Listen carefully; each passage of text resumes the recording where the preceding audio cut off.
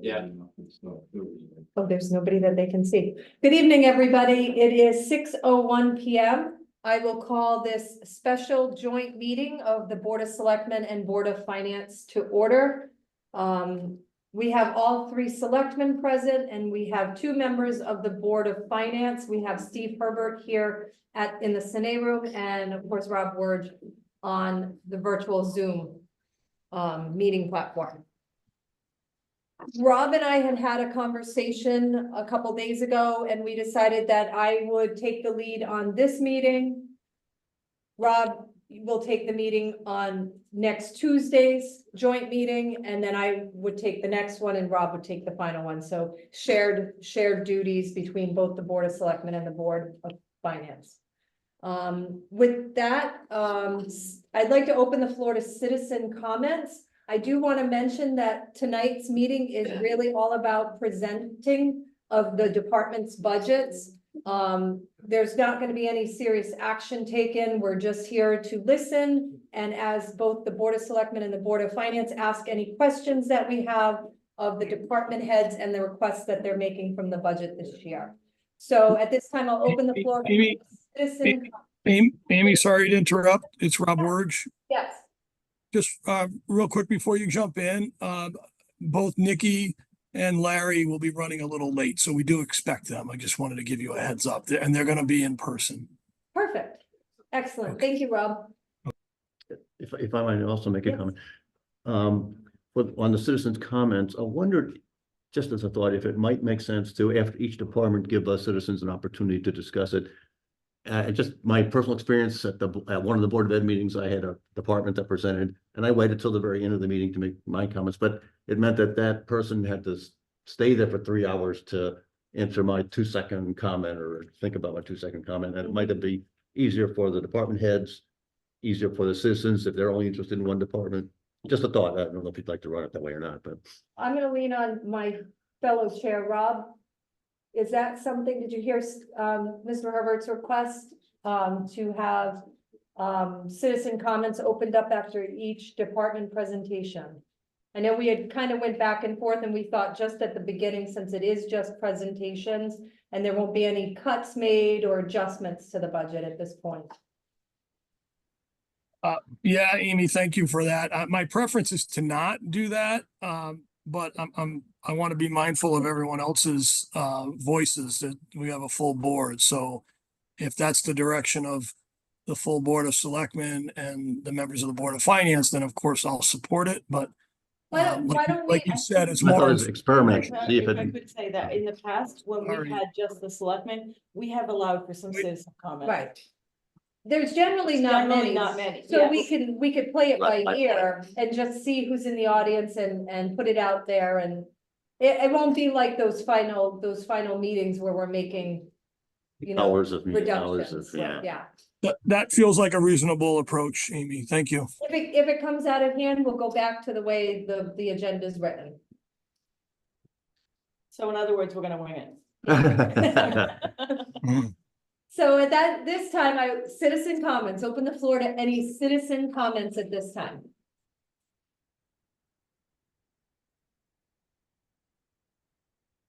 All right, I'm seeing none, and there are no citizens here in the room. So we will start with the first presentation from Tara Penn-Gessick, Director of Planning and Development. And I'm also going to turn things over to Bill Steglitz for the most part. He'll open each department and get everybody started. He'll be sharing his screen with the actual budget. What page is that from? 6.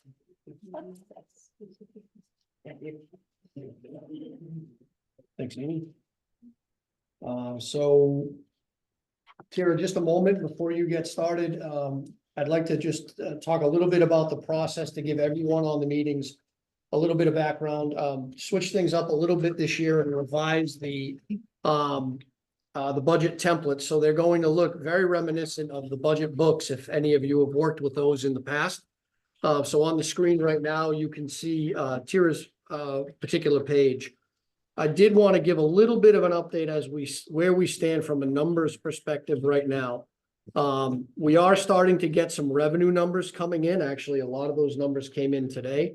So obviously we can't talk mill rates yet, but from a budget expenditure standpoint, as it stands right now with minor placeholders held into in the spreadsheet, if you will, for the town, the current increase at the town is $1.6 million. Now, keep in mind that it includes a pretty hefty wish list on the capital side. And on the school side, as you guys know, if you've been to the school meetings, they are coming in at an $885,000 increase over last year. So that's 4.3% on the school side, and right now 18.5% on the town side. Once again, that it includes a lot of capital that I'm sure we'll discuss in greater detail. But with that, I will turn it over to Tira as soon as I get right back to her screen. Bill, if I might ask, is this 1.6 million, that's capital and town? Yes. Okay, thank you. Yes, yep, that includes both. All right, Tara, take it away.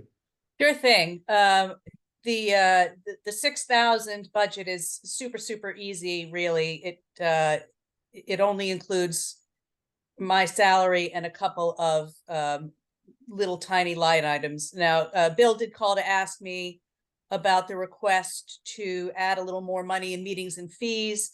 If you look over the history from 22 to now, you'll see it started at 1,200. I happily gave a lot of that back, particularly after COVID. The first year I was on, I went to a ton of meetings, conferences, all kinds of things, many of which had fees attached. After COVID, it appeared that it was going to settle out to that most of those things were going to be online only. It's pulled up a little bit. And in addition to the few or the handful that I go to myself, that I register myself for, that have a fee, I do also occasionally extend those fees to members of most often the Planning and Zoning Commission, but sometimes EDC as well, to be able to attend some of these that are relevant. So I'm just trying to find the right balance on that. It's a small amount of money in the scheme of things, 800 this year versus 600 last year, but the percentage of the increase is high. So Bill called it out to me, so I wanted to call it out to you. I don't think there's anything else in here that's other than the standard 2.25 salary increase that everybody has. So you can go to the next one, or my next one, which is EDC, which is 6205, I think.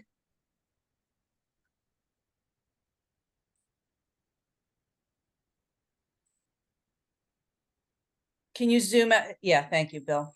So again, this is a budget that's gone through a lot of fluctuation in the coming up on 5 years now. When I first came on, it was actually after most of the budgets had been set. At that time, EDC had a discretionary budget of $25,000. That ended up getting cut way back.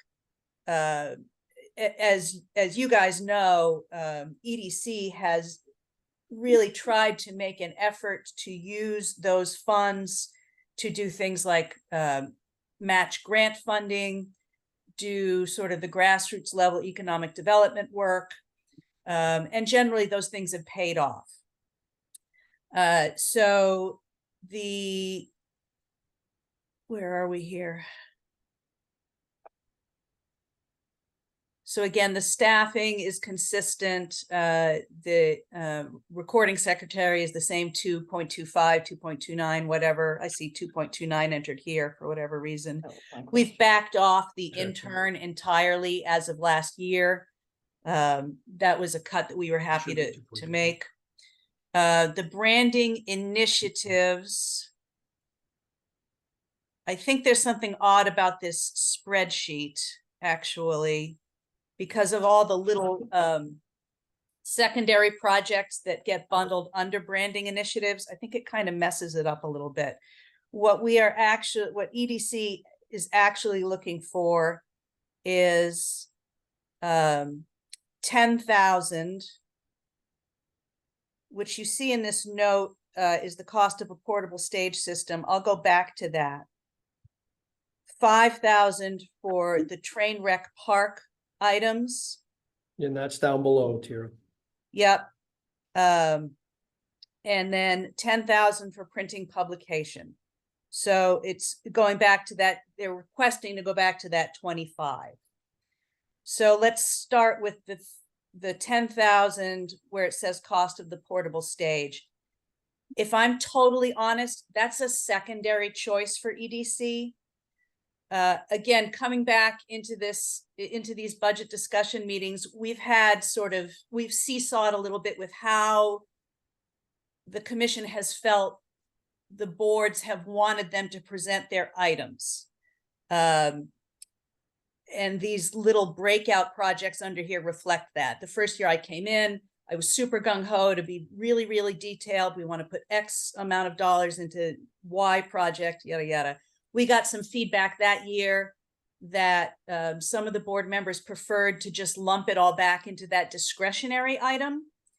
So the following year I came back and I did just that. I said, this is the amount of money EDC wants to be able to use for discretionary projects. And they got hammered on that. And they essentially had to cut their budget way back. So last year I came in with what the commission really wanted to do and would really prefer to do this year would be to have that 10,000 largely for the purposes of matching grants that come up. But we got really negative feedback, particularly from a couple of finance members last year. And again, it ended up taking a bunch of it back. So in talking to the chair, in talking to Amy, in talking to the rec director, if we were to direct that $10,000 to a single known project, where we came down was a lot of the events that are getting planned in combination with EDC and the Thompson Business Association and the rec department and trails. Those are things where they're having some build, and Economic Development Commission would be willing to contribute the bulk of the cost of this portable stage system, which would enhance things like Community Day, the Maker Faire, the new winter market, safer for the performers we bring in. So that's where we landed with this 10,000. In all honesty, both I and the commission would rather that be more amorphously defined as grant matching funds. So I'll leave that there. The $5,000 that you see for Trainwreck Park, that is additional engineering costs associated with the design of the turntable. You guys may know we just acquired from Vern and Julie Butler the little half-acre parcel, which they owned until the other day, which is where the historic turntable site is located. After we got the initial plans back from J&D in conversation with them and what the Historical Society had in mind at that site, it was determined that there needed to be some additional engineering done that hadn't been accommodated for in the original estimates. So that's something EDC would like to be able to support. And then you'll see the 10,000 there for printing and publication. That's fundamentally two things. We are currently out to bid on a marketing campaign, to find a vendor for a marketing campaign for all of that work that's been going on in the downtown area, primarily the Main Street area, but also up and down the routes 12 and 131 corridors, to come up with a very high-level professional campaign to share out and really generate, now that we've done some of the background work, the actual interest, right? The companies that want to come in, the developers who may want to take some of these newly developable parcels, but we internally just don't have the tools to be able to create that. So the campaign RFP is open now. We presume that when that contract is fulfilled, we will have to create print collateral. So 5,000 of that $10,000 would be related for that. And then another 5,000 is to help support the Agriculture Commission. They have been talking increasingly about also doing some work to promote agritourism in Thompson. They do not have a budget of their own, and there are 2 or 3 grants that I am aware of that they would be able to leverage those into match funds to do something themselves. So that's what those items that add up to the 25,000 are. And then again, the 500 is things like meeting hospitality. We hosted a networking breakfast for commercial real estate yesterday. So that's where those funds get used. And happy to take any questions about either my department, which obviously is a simple one, or this one, which is more complex. All right, thank you, Tara. I do want to make one note for the record that Nicola Krzyzanowski and Larry Gillott are here with us, and they arrived at 6:04 p.m. So at this point, are there any questions for our Director of Planning and Development? Yeah, I do, Amy, if you can hear me, this is Rob Yep. Wirch. One, I recollect Tira's comments around the details that she put in early on. That was very much appreciated. I think what happened, Tira, is that you then, in later years, you provided the detail, but you needed to move things around because opportunities came in that weren't necessarily known in the budgeting process, but they were the right thing for the town.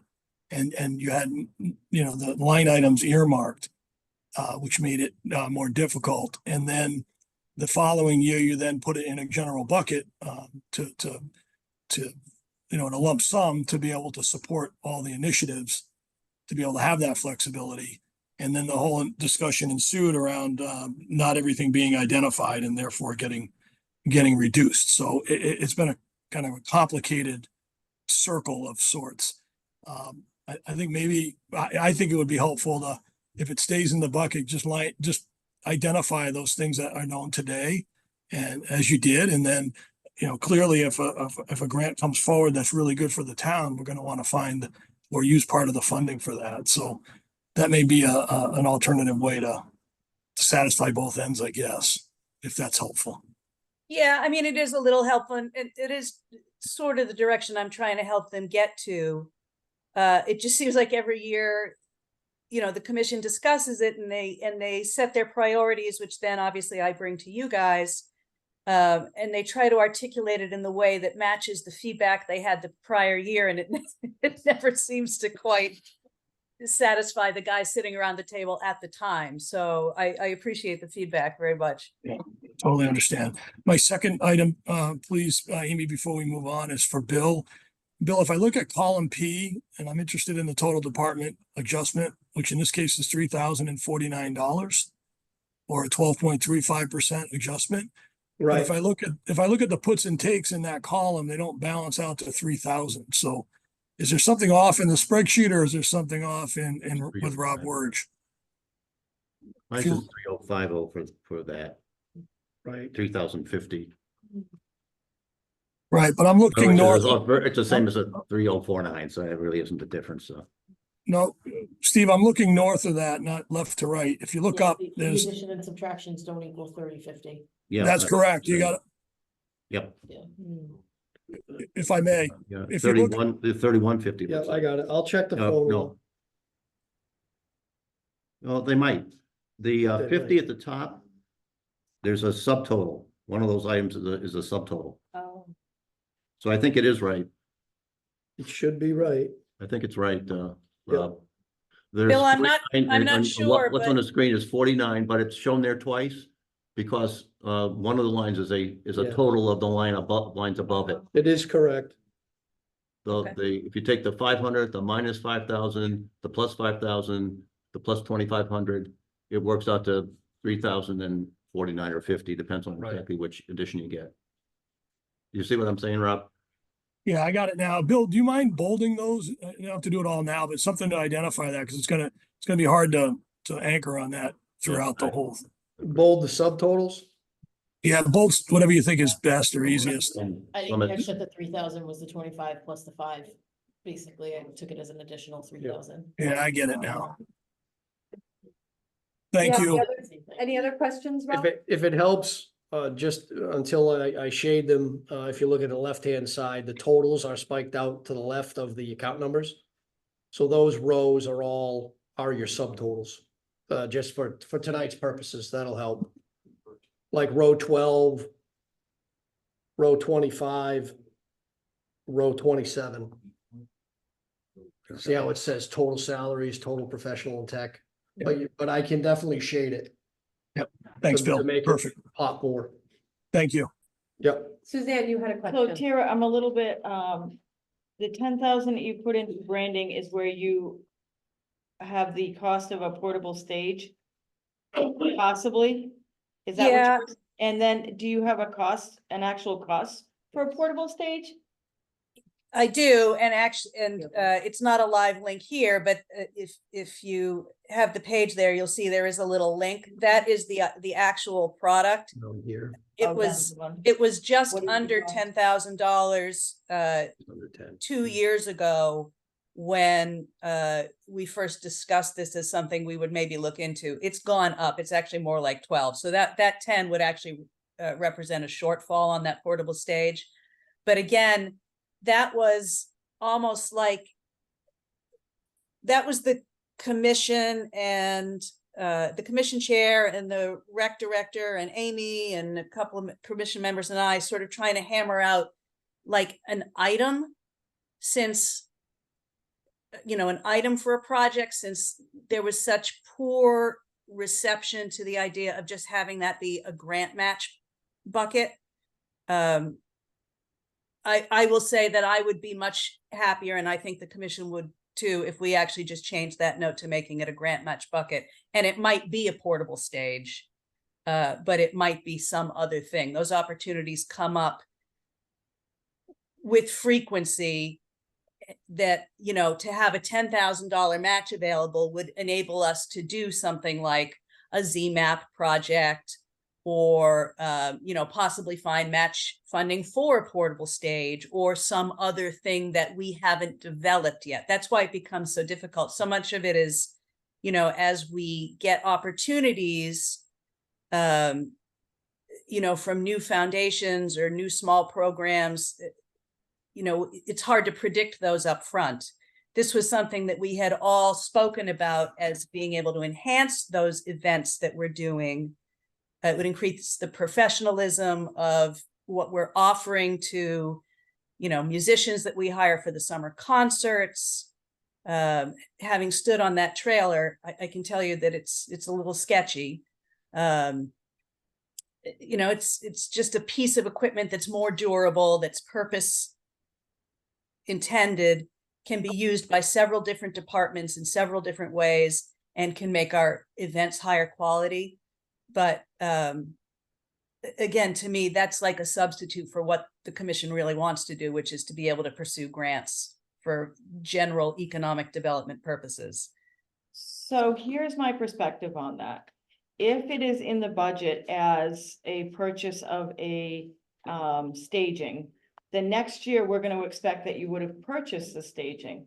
And coming back and saying you used it to offset grants or for matching grants that would not match up. That would not.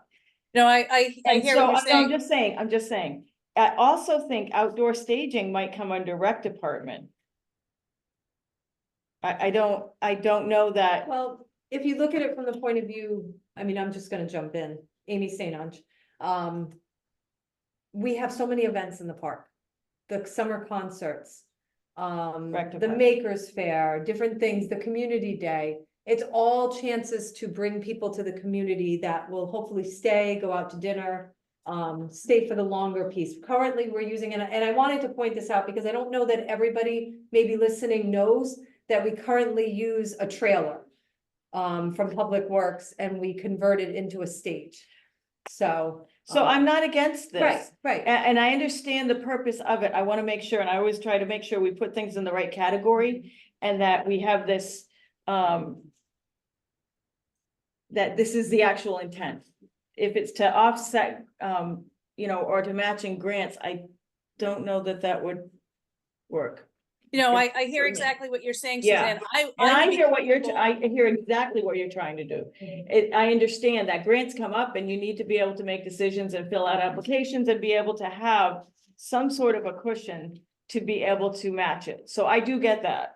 Right, And I so would- what I would suggest is I am totally comfortable speaking on behalf of the commission and saying, change that note to what they really want to do. The reason that that specific item is in there, that whole long preamble is because they've had poor reception for just having it as a bucket in the past.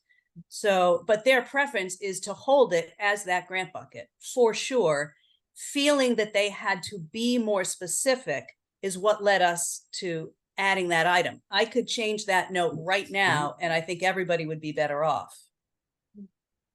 I wish it was labeled special projects. Special project. Yeah. Yeah, that's That would, which you and I could think then they've done use that it in the for either past though, one, and it makes it's more been sense. taken out. Right. Right. To your exactly. point. And I understand exactly what it's a tough place. Yeah, because It's- next year, if they spent the $10,000, but it wasn't on the stage, we'd say, Wait a what minute. gives here? Yeah. What'd we do? It's such a difficult department because Sure. a lot of what they do is just, I don't know, would you say conceptual? It's what we envision and we're not quite there yet. But we want to make sure that they have the tools and the funding to get where they want to go as economic development. I think you put all those three or four items into something called special projects. That might work out better for everybody, quite frankly. Yeah, so we would, if that's the case, then that 522231 would change from branding initiatives, which is a little narrower, to economic development projects. Which I think you tried to do one year and Right. it got reduced or Yeah. taken out. That's what she Yeah. said. Yeah. So I mean, She's no trying to jump decisions through the have to be hoops. made tonight anyway. Right. So But This at is least we all Ken. have an understanding of where you're coming from. Ken, I'm sorry, go ahead. No, that's fine. Doing what we're saying about changing the line item is appropriate. Under the notes, you can put the different types of initiatives that you're searching for grants on them, like the stage or whatever else. It'll give the public and the Board of Finance an idea what direction EDC is looking to make improvements on. Something like possible projects include, kind of thing. Correct. Yeah, that I think works. And that'd be a good way of going about it. Tara, what is the percentage, is the ideal percentage that the town is supposed to match for economic development? You mean the statutory? Correct. So, the Connecticut General Statute section on economic development commissions says that municipalities may dedicate, I haven't looked at it in a while, 1/20th of 1% of the grand list per year, which I had Paul run for me once, and I think it was something like $35,000 or $37,000. So, more than we've typically set aside. Now, that is not a requirement. I wouldn't even say it's specifically a recommendation, but it is articulated in the statutes as being the upper limit that towns could consider putting towards economic development. Well, I think that it could be a good footnote. So that way, when we're reviewing this particular budget, that we know where we're at, we know what the statute says, for economic development, and to show where we are in that percentile and what we're actually funding based on recommendations. It wouldn't hurt to have that just in the footnotes somewhere. Yeah, and I can pull that section of the statutes. I think I have sent it to the Board of Finance in the past, but not in a couple of years, so, could be illuminating, helpful. Tyra, just for So- clarity, it's a shall, not a must. The In dollar, the statutes, yeah, no, it's a may. It's a Okay. may, not a shall. okay, thank you, sorry. And it's not to exceed as opposed to, Correct, okay. correct. It's an up to. What, could you explain again the $5,000 for print collateral related to the to the current year marketing campaign? So the printing, It's the $10,000 item. yes, so. 320, line, I think it's line 320, if I get the right line. Yes. So we are currently out to bid for a vendor to put together a marketing campaign targeted around essentially all of those revitalization efforts that we've been making, the improved zoning regulations, things like the fact that we have some of the first affirmative regulations for adult use cannabis, and yet we still don't have a taker, all those, to try to actually bring in the people to take advantage of all of this background work that we've been doing, looking at parcels that are developable now that were not developable before, pointing out the ease of the permitting processes. So the end of that project is to develop a brochure for, Well, it's going to develop a campaign, and we are presuming, from the conversations I've had with some of the people that helped us put the RFP together, that part of that implementation of the campaign will involve print collateral. So yeah, brochures, rat cards, This mailers. print collateral, so it's really more than print collateral, it's a marketing campaign as well, was what we're talking about. Am I understanding that correctly? It's the implementation of the campaign that we will be putting together before the end of this fiscal year. So it's the next step. Yeah, I know, but I'm not sure I understand exactly what that is. If I go back to quote your department 6,000, just a general comment. I see that you spent $1,200 each of the last years ending in 22 and 23. And actually current year looks like you're going to spend 717. So your increase to 800 is actually relatively, it's not 33%, it's probably 12% or something like that. Not as dramatic as it initially appeared to me. So it seems. Yeah, and I'm flexible in that. I'm trying to right size it. And the need does sort of fluctuate a little bit, but I do like to be able to supplement for the volunteer commissioners who want to go, so they don't have to go on their own dime, even if I am not using all that funding for my personal meetings and fees. Again, it just seemed very reasonable, and it wasn't quite as dramatic as a 33% might indicate. That's my little comment about that. But Okay, thank you. Any other questions? Just to set or have a better understanding, the increases that you're looking at are 2.25 Yes. for the non-union, and is that what the union contract is set at? There is no union contract. We've been trying to enter negotiations and been running into stalemate because the union knew is that. dragging their feet. So So that was a number that, that is just a number we plugged in from last year's. Because that's what we used last year. There is, so we don't have a without any- definitive number yet. that was my next question. Last year, I think we put in a larger increase and it ended up being We proposed a larger increase and it was reduced to 2.25. 2.25. Okay, Right. just so I have the understanding. And somewhere in your notes, I suspect you know what 1% means. If it was 3.25 instead of 2.25, or it was 1.25, you would know what that We means. did a similar analysis last year. I'm gonna ask for it now, but somewhere you obviously need to know that. Any other questions for our Director of Planning and Development? Thank you. Thank you. Thank you, Tara. So do you guys want me to go up with Bill then and make those changes in the book? Sure, stop up. I'm at the town hall tomorrow, Tara. I've already fixed the salaries. It was a $1 rounding item. Okay. All right, and we're gonna open the floor to citizen comments. Citizen comments, Ms. Valerie Clark.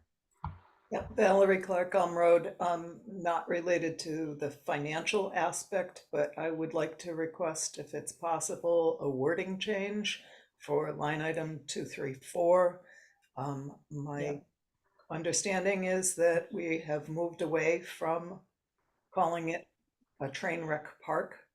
And in order to honor and respect the history of what actually happened at that site, we're calling it the Great East Thompson Train Wreck Memorial Park. Memorial Park, Memorial yeah. Park. Thank you. Yeah. Yeah, you won't be able to put that whole thing, but maybe just change it Put to any- Train Memorial Park or something like that. Thank you, Valerie. Or I was thinking Great ET train. Okay. I might even just change it to airline trail. Okay, That works. That Yeah. works. sorry, Airline Trail. Bill. Any other citizen comments at this time before we move on? All right. Planning and Zoning Commission with Cindy Dunn and Zoning Board of Appeals, but Bill, do you have anything you want to lead off with? Page, Nope. That will be page 7 Thank you. for those in the room. Okay, so I guess I have, is Ryan our secretary who does the budget? I did not see Ryan here. Okay, because I sent him Oh, the wait, information. Joe's iPhone? Nope. No, okay. Nope. All right, as I didn't see the information, so as you can see, we're requesting once again an increase. Is it all right if I go ahead, guys? Yep. Okay, we're requesting an increase in the hours for my position, the CEO position, which would be 4.5 additional hours. So it brings it from 19.5 to 25 hours per week, which will benefit the town for more work that can be done in either area by violations and or the application process. The secretary, the recording secretary, you've got your increase, your percentage increase of salary that everybody's recommending for the salary increase. The third item here that actually should read shared administrative assistant. And I believe that's what that's supposed to be, Bill, that new item there. Yes, yes. Okay. Just let's put this to bed now.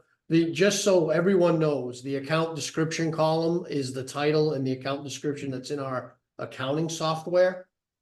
So just, I'm open to changes on that, but just keep in mind, it also affects history too. But yes, Cindy, to your question, that's the account that we put the additional or the new, if you will, secretarial support. Okay, so the Inland Wetland Commission and Conservation Department and myself with other department people in these town hall discussed the necessity of bringing on an administrative assistant to assist both of us with some of the work, like letters, phone answering, scheduling, that could take that burden off our shoulders. I do quite a bit of administrative assistant as the CEO, so I agreed, yes, we should consider bringing on a part-time for that position. And I think that pretty much everything else stayed the same. I'm just looking to make sure that our legal notices, advertising, 21,117. So we went up to 2,500. We're getting a lot more applications, and even though they do pay a fee for legal notices, our legal notices seem to increase, yearly. So that's a justifiable increase, the $200. Everything else seems the same. Really don't need increase in anything else, any other line item budgets. Any questions? I'm sorry, which is the $200 you just referred to? I believe that that was the legal notices, print advertising, which would be legal notices. So you did 1,500, excuse me, 2156 Professional service? through 25. Oh, no, I guess you didn't increase it. Sorry. Apologize. No, you didn't increase that budget. So that's the same too. Cindy, professional services, line number 19 on the screen here. That's where there's a $250 increase under professional services. What would that have been for? Oh, that would be for the attorney. Oh, okay. We have, our subdivision regulations requires our attorney to review any condo, shared driveway, easement declarations from the applicant. But actually, no, again, I take that back. We charge them for that. When the attorney charges us, we charge the applicant. So I'm not sure why that went up. Tara, would you know why that went up? Professional, Well, I do think that we do rely on counsel Okay. for increasingly complex questions. But I believe what that actually reflected was there were some occasions when we needed engineering expertise and advice that we didn't have enough budget for. But I think it's just a combination of those things. We've run a little short in a couple of budget years for different kinds of professional services, whether they be engineering or legal. So again, it's just trying to right size it. okay. Are I assume that any offsetting charges to the recipient of these rulings is not shown as an offset here. Right. It's shown as income. Right. Okay. Mm, Yes, but some of those things aren't directly related to specific applications, so they can't be passed on to a specific applicant. I think that's where the discrepancy may lie. I might just touch on that item though. You're going up from current year $2,000 to almost $3,000. That's a big increase in terms of that need for the professional services. It's a 50% increase really. Tira, Steve is referring to the FY 24 projection. Yep. That was built on, based on current year spend when these templates were initially sent out. There can be some timing that rolls into that. And let's all keep in mind that we're, roughly just over halfway through the year. So any projection is, we do our best there, but it's not an exact science. But the projection isn't year to date. It's a projection it's intended to be a projection for the year. Right, but there could be lumpiness in when the Okay. expenses actually hit during the year. And I do notice that the year before 23, it was almost $3,000. That does help Right. support that. So But that, if 2,000 was our expectation, the true expectation this year, then 3,000 is a Right. big increase. I'm a little confused on the salary. and where are you looking at again? Under Sorry, professional? on professional services, Cindy. $1 moves it. The, It's fine. the That current fixed it. FY 24 projection says that you're gonna spend $2,000. So that if you need 2,950 this coming year, that's a big increase compared to what Okay. shows here as a projection. That was my question. Okay, it's kind of small on the screen, so I had to. Yeah, move no, I the appreciate that. Computer That's all close it is. to me, so, okay. All right. I might ask on the salary part, is there some way to quantify if you need more hours, is it because your backlog is getting bigger or things can't get done, or help me understand that better, please? Okay, so the more hours basically has to deal with violations. The ability to send out the violation and to follow up with it. That's what's lacking in the office, is taking care of violations. People call me up, people are living in trailers, people are living in tents. I'm going out Friday to somebody who's living in, there's one trailer that they can live in, but there's like 3 more trailers there that they can't live in. That's what the extra hours are basically for. The other part of this is our regulations. While we're certainly more permissible to allow to want businesses to come in and to want building. That's an increase of the work as far as applications go. There's a procedure. I have to do a review check. I have check sheets for review check for zoning permit with site plan review by the commission, and then special permit. And that takes a lot of time to review the applications, to review the site plans, and the constant calls. Is just the 5 hours are needed for the citizens. Not so much for me. Sure, I would enjoy, the extra 5 hours. But it's for the benefit of the town. And I mean, I've got unregistered car violations, as you probably all know, all over town. And, I drive by them every single day and I go, when can I get these notices out? And that's part of my job, even though it's an ordinance, it's still part of my job to do that. We're just not picking up on the violations, truthfully. Well, That's I'm one not of the- arguing with you, I just want to understand. It's just- Yeah. And then I feel that the new regulations, as I said before, as beneficial as they are for development, there's They're not more losing work you. for the office Oh, so- to review them and prepare them for the planning and zoning commission's review. Thank you. Okay. Next year's budget. No, the number of applications. Cindy, do you have any documentation on how many more you've done like this year or what the increase is? I believe so I'm going from January to December, but I can do it I can get that information to you from July to July. But I Okay. believe this year we had 49 or 50 applications. And I believe that would have been, I'd have to check it for you, but yes.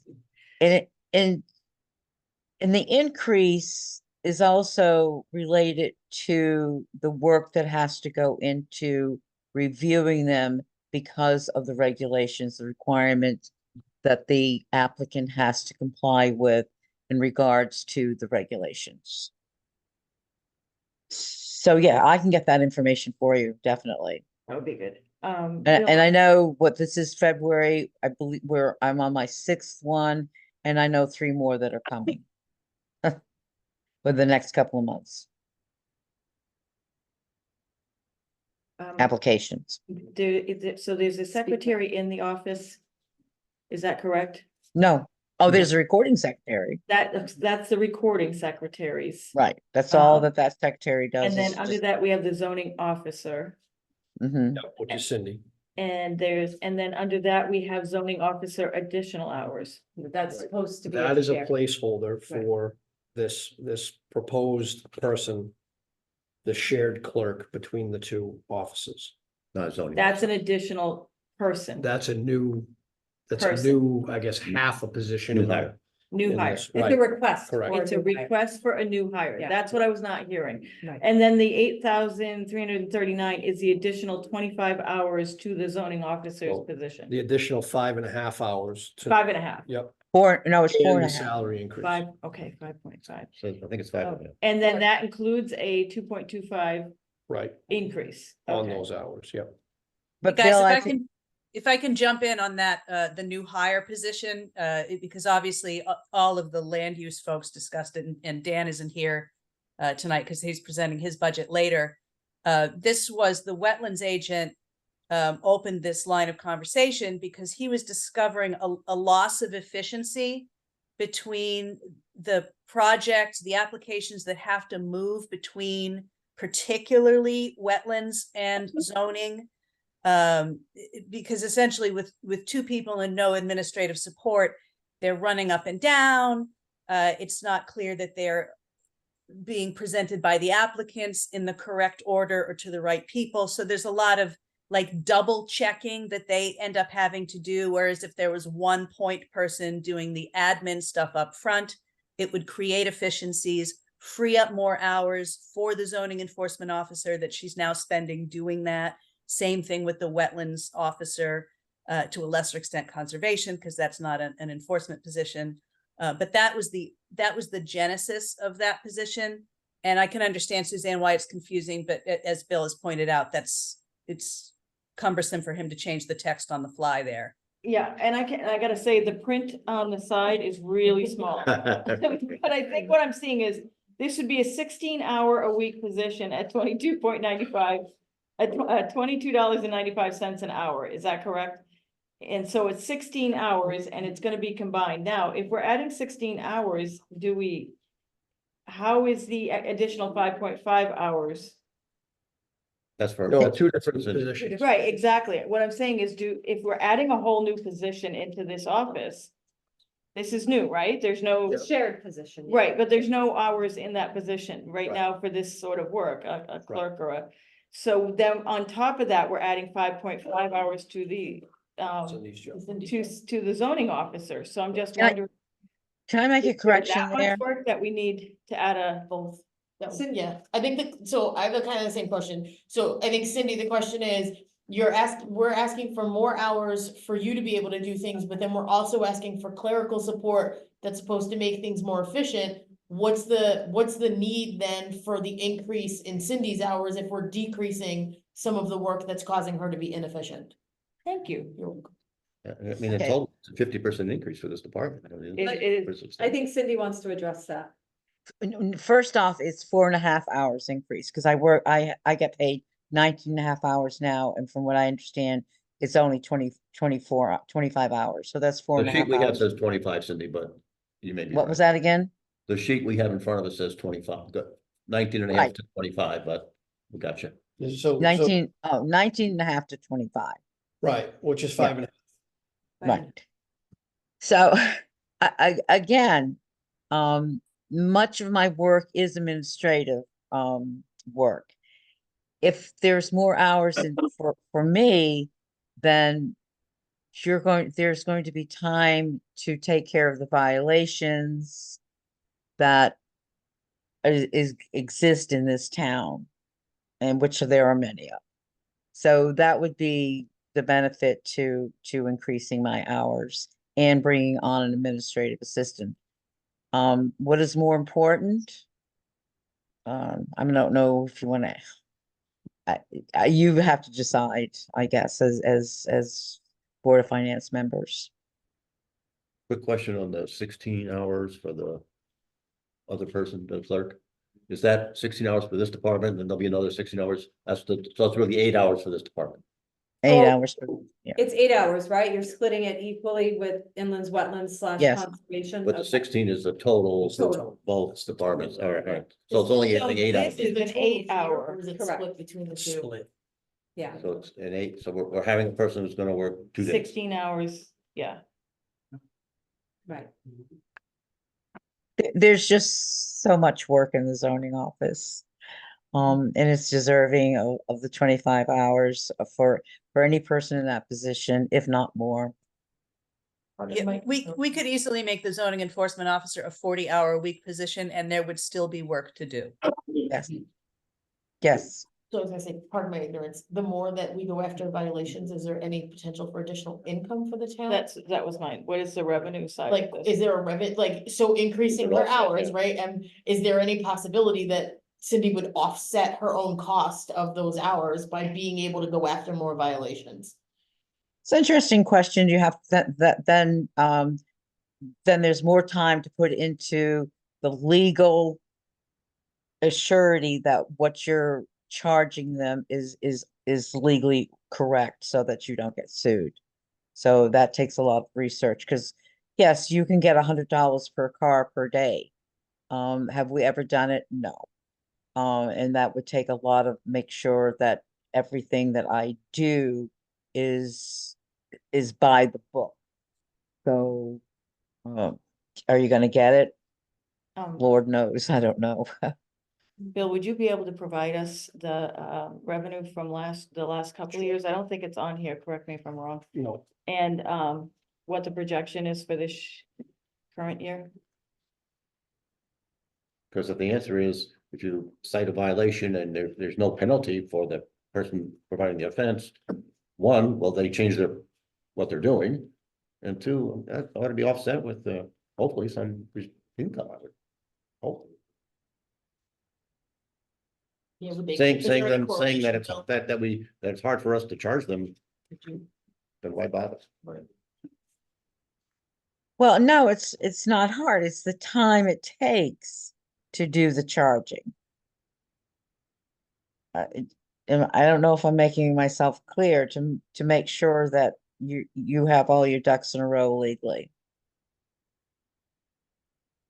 I'm sorry, Cindy, does that mean that currently we don't do it because we're not confident that There's no time. the legal issues are too complex, or help me understand? Well, as far as the unregistered vehicles, you have your state statutes you're quoting. You know, are you going to be able to collect it? I don't know. I haven't had that experience. And truthfully, even in my last CEO job, we never had the experience of collecting money on violations, especially like on the unregistered cars.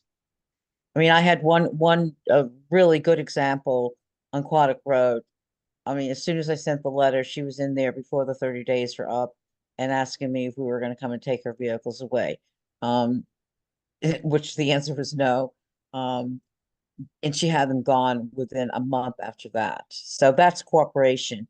What happens if we do have to go in and take them away, then we put a lien on the property. Yes, we can do that too.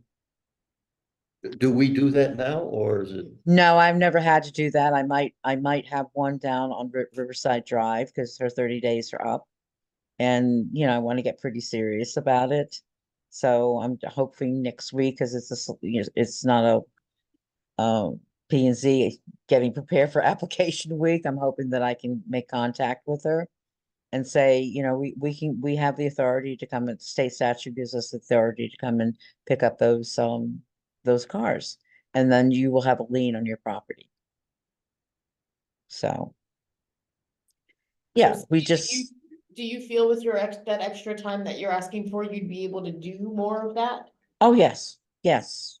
Yeah, especially if the town goes and picks them up, then you have a lien on the property, and so you will get your money back eventually. Yes. The lien on the estate, correct? And- So that right, would exactly. only come into play if they were to sell the estate. Right, exactly. Yeah, that's right. That's true. That's interesting. Yeah, it is. Like I said, that's one of the worst violations in town. All the other violations, you know, if I call someone up, they say, "Oh, I didn't realize I was doing that." And right now, if you're asking me what they are, maybe it's because they just take out a zoning permit or a building permit, and we just, you know, call them in and say, "Hey, you have to do this. You didn't take a building permit." We don't really do any, and a lot of complaints are arguments between property owners too. And so you try to work with them to come to a solution. If it has to do with the zoning regulation, then you address that with the person that the complaint was made against. A perfect example, I had one the other day. They got a complaint that he didn't take out a building permit for an extension. He didn't realize he had to because it was under 200 square feet. We worked with him and he came in and got the zoning permit and the building permit and paid us $100. Yes. So all that takes time to work with the homeowner. Any other questions for Cindy on this budget? All right, So we'll move on to zoning board of appeals, which for those in the room is page 8 in your packet.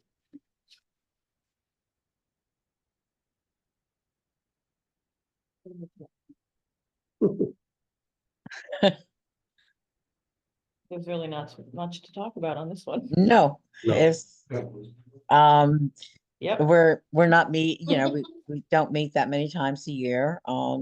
I will be having an automobile repair and dealership, a used car dealership application coming up soon, but, you know, we only meet when there's variances generally, or somebody appeals, and I think we've only had 2 appeals of 5.5 years I've been here.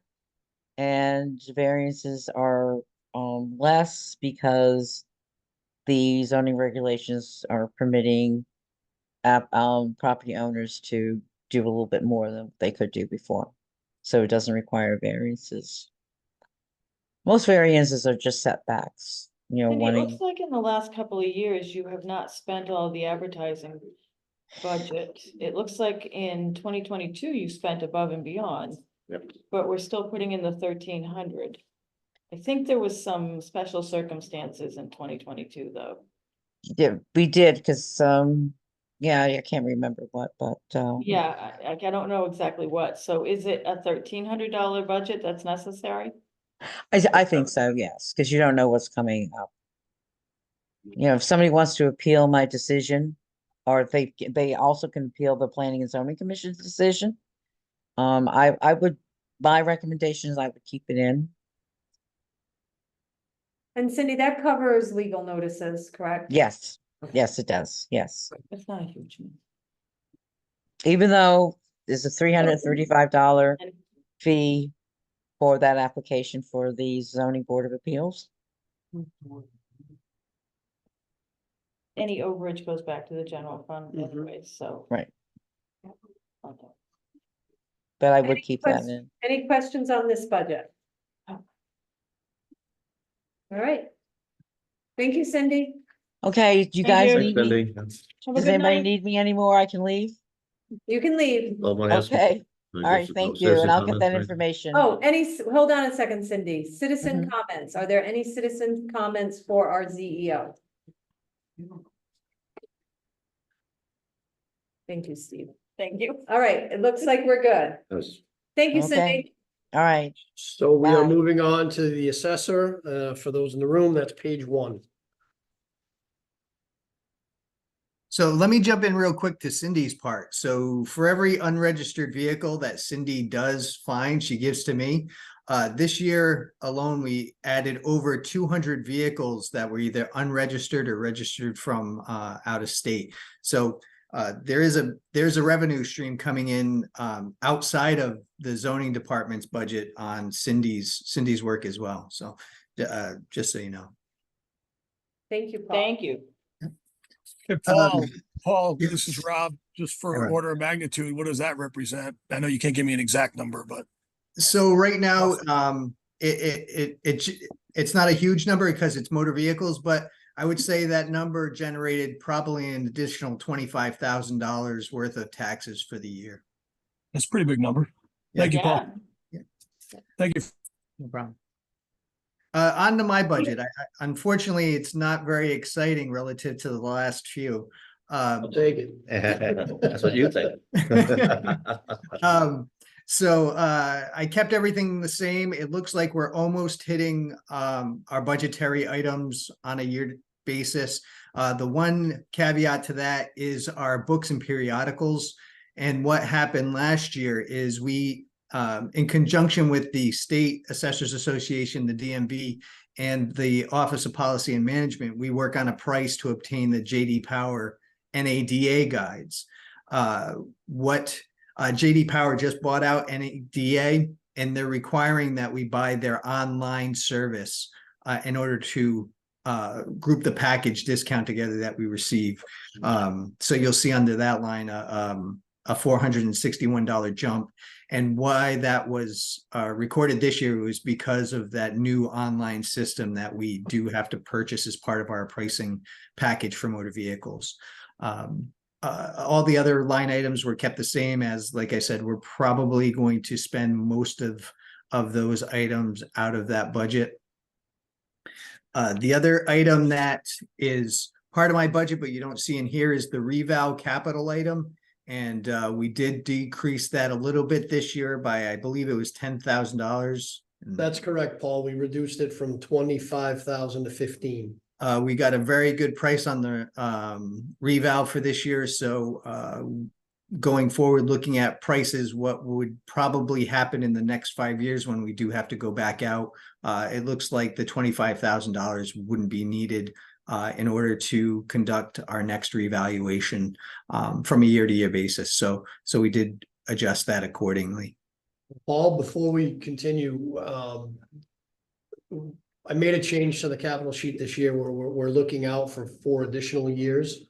Can I adjust the future years also down to 15? So I think what we should do is do an increasing $5,000 a year. So I was Got it. thinking about it. So so 15,000 this year, 20,000, 25,000, and then cap it at that. And that should probably get us in a good ballpark to where we'll be. We got a real good price on the reval this year.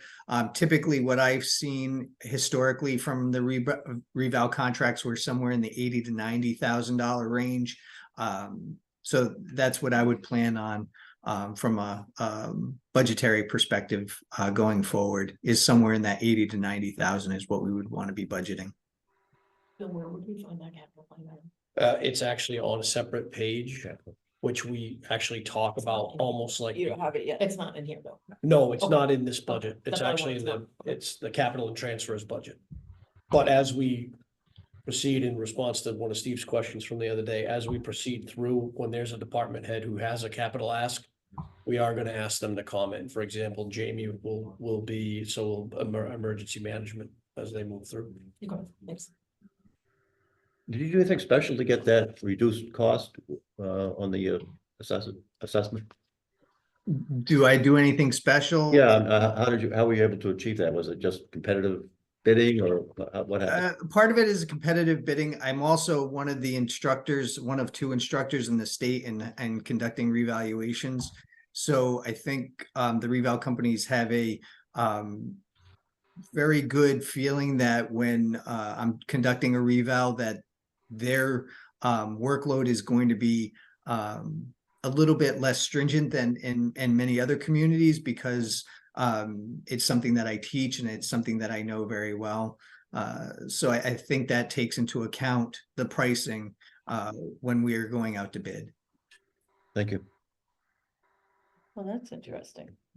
So because of Paul's good work in the fact that he's organized and well prepped, we as a town benefit. I really think that's what it is. I Yeah. think Paul's being modest. I think so too. And I was trying to point that out in a nice way. I appreciate it. Maggie and I do work hard, just as everybody in this town. I can honestly say I love working with, because we all do work hard. So. Well, we're glad to hear that you love working here. Any other questions for our assessor? Just a quick one for Paul. The new software. How many users are we allowed? Because So before it was a book, a series of books that would come out, Right. for this. So how has that changed? So we're only allowed 1 account. So Maggie and I have the login information for that. In part of our contract, one of the problems that we have is that they cap the amount of searches that we do. So in part of the contract price, I think it was about 600 motor vehicle searches on their website, and then anything above that, they charge us, I believe it's 3 cents per search. So we do still buy the books that are available, although they are beginning to kind of phase those out because we can have those readily available for the newer vehicles. And we reserve our searches on the JD Power website to those unusual, historic, classic, commercial truck values. So that way we're not going above and beyond total that's contracted. So we're not expending additional funds. How often are they updating their site for values? So they do it every month. So if they do it every month, you get how often were you getting the books? So the books we got once a year. So the books came out for October 1st, and that was the only thing that we would have. So now we have year-round access to motor vehicle information if we do need it. Yeah, thank you.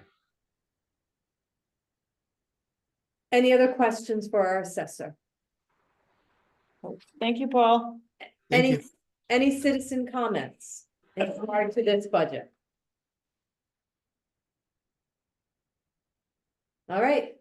Thank you, Paul. Have a great night. Thanks, you too. Thank you. Moving on to emergency management, that's page 3 in the room.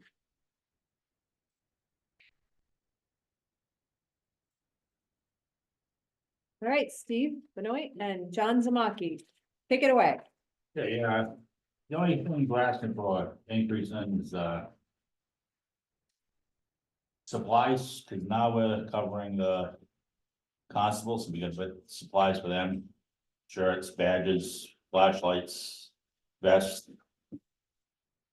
And there's another one here, I'm trying to see, I got a small print here. We noticed. Oh, and it's, training Where's the ball? training has been increased. It's a rough ground. Because we're trying to get the CPR and first aid certified. And traffic control.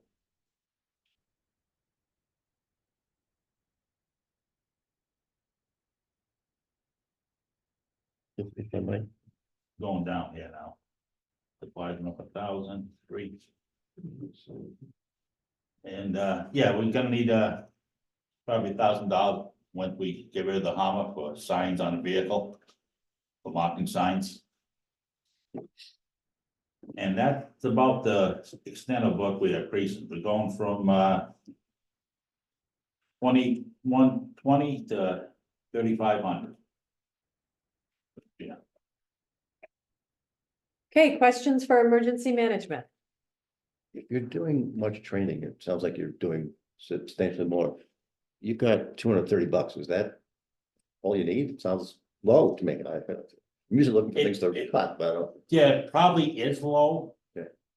So we're gonna find out how many are gonna go for training, and that determines, how many constables that go. okay, Because they're volunteers, so you can't make them go. okay. We're gonna start with the first aid training and, Yeah. we found out that it would cost about $30 per Per person person. Yeah. to do a basic first aid and CPR class. And what are there 10 constables we're talking about, or I'm not sure how many? 12, right? 12. 12, we'll have Okay. 12, yeah. In that range. Do So they do it that's- online? No, No, they don't do it online. no, it's gonna be in person. I think the in-person trainings are better. Yeah. That you can actually see if they're paying attention or not, Plus they have to exhibit their physical skills on Yeah, first aid, so. I think that's beneficial, but they do it online. I just did it and it's. I don't know how you can CPR when you watch it on a video. Yeah. So I agree. Yeah, but $30 seemed really reasonable. That's why I questioned. So with the sales of the vehicles that we talked about last time and you utilizing some of Putnam's equipment, there's no additional training that you'll need if you have access to new types of equipment that you can bring in and out yourselves? There's No, nothing additional? we already know the equipment. Okay. And it's just getting it here. It's the big issue, and that's why we need a different vehicle that we can go it with. I'm with Steve, don't normally ask you to increase something, but it just does seem, I like being safe knowing you guys are Yeah. here, so. Anything you wanna give us, Well, Realistically. this is but, the you first increase I've had in many years. I know. know. That's kind of fine. I mean, You can blame it on me. It's the new guy. You're expiring and It's the everything. new guy. No, it's a lot easier now with John, that, we've got help. And new ideas. Which, helps the town of Thompson and the safety for the citizens, so that's what we're here for. Well, I know we've talked about providing some sort of a stipend just as a sort of a recognition. It's not gonna be pay, but at least some sort of recognition in the past, if I recall. A number of Well, years ago now, I- and we didn't do it, but. No, well, it what we sure seems actually, appropriate to me. what we actually had done was, have you taken advantage of because I thought we included the emergency management in the tax assessment? I got, I Reduction. know I got a one, Yeah, so. yeah, we did But include still them. be on the list of Paul. Okay.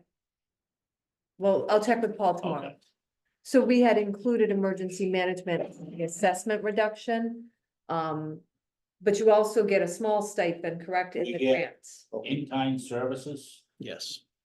and Yes. We're still waiting for 2019. Right. I remember you Something, saying that okay, last Pretty year. slow, Yeah, They're pretty slow. and it's a pretty small amount. I Yeah. mean, Right, it is. What, $1,900 or something like Yes. that. If I Depends on how remember many right. hours you put in and Right. Yeah. all They, that. they just followed up with us last week with Yeah. a question on, What was not the abatement, but the exemption? What was the cap on that? It's like 2,500 or? It roughly came out, I thought it was $60,000. I'd have to read the ordinance. Yeah, I think it again. was 60. Yeah, 60,000, but it translated into like $2,500 off the tax. Actually. Yeah, and we purposely included you as a way of, Helping a little bit. exactly. Cause we do put in quite a few hours. Oh, I know that. That's why I mentioned it. I mean, now that I don't have a job. I'm down there more. Bottom bill and. if I could, before we move on, because specifically the Board of Finance members may ask the question.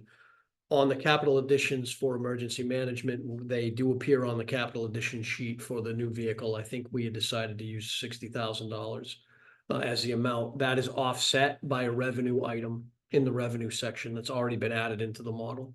So that, although you'll see it as a standalone item on the capital sheet, it's actually budget neutral, or at least we're budgeting it to be budget neutral. And that's gonna be in this coming fiscal year, then, not, Right. not a, oh, okay. Right. That's Well, what I guess it said, depends sale when it- vehicles, Depends. right? When it sells. When it- Yeah. Oh, okay, all right. I thought we were doing it, So far. I thought it was an urgent thing we were doing it this year. Very, Yeah. very non-nice. Oh, there's a lot of comments on Yeah. there. that Facebook. were Inappropriate, but you. Completely different topic, impressed that you go different avenues, right? Not Yeah. just going to the normal avenue that you've been using to be able to get the money like we talked about for it, right? There's an appeal to other people and we I've should gone have it to out the there. military sites, Agreed. put it on there. Just wait for somebody to bite. Cause it's an antique now. It's the first hump it's made, was 86. So it's a collector's item. Yeah. It is, you know, You gotta find the right collector. That's right. It's good to hold out for that because Yeah. they're out there. Yes. Any other questions for emergency management? so just for clarity, that 1,000 for the signage would not be necessary next year, right? Or is that, will that cover both of the vehicles you're looking for? Or is it Only gonna be look in for there? one vehicle. Oh, you're selling two, getting one, Selling two, right? getting one. So that won't necessarily show up next year. That's just this No. year's. Okay. And is that just a ballpark? Just Yeah. Yeah. I'm sorry, to your point, though, if you conclude this transaction this year, you'll spend the signage Yeah. money this year. Yeah. So it wouldn't be in the budget for next year. Right. Okay. Depends on, like I said, the sale of vehicles. But that's something to think about. Questions, any questions? Any citizen comments on the emergency management budget?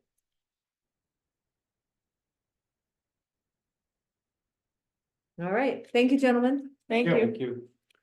Moving on to the fire marshal. That's page 2 for those in the room. Thank you. Oh, no. Okay. Hi, how's it going?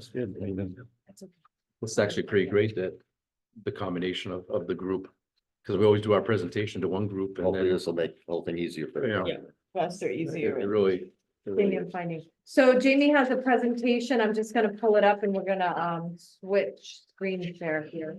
What page on your stuff? Yeah, Page 2. is this the one? probably, I sent it today, yep. All right, it says a PDF file. So there's a lot of information.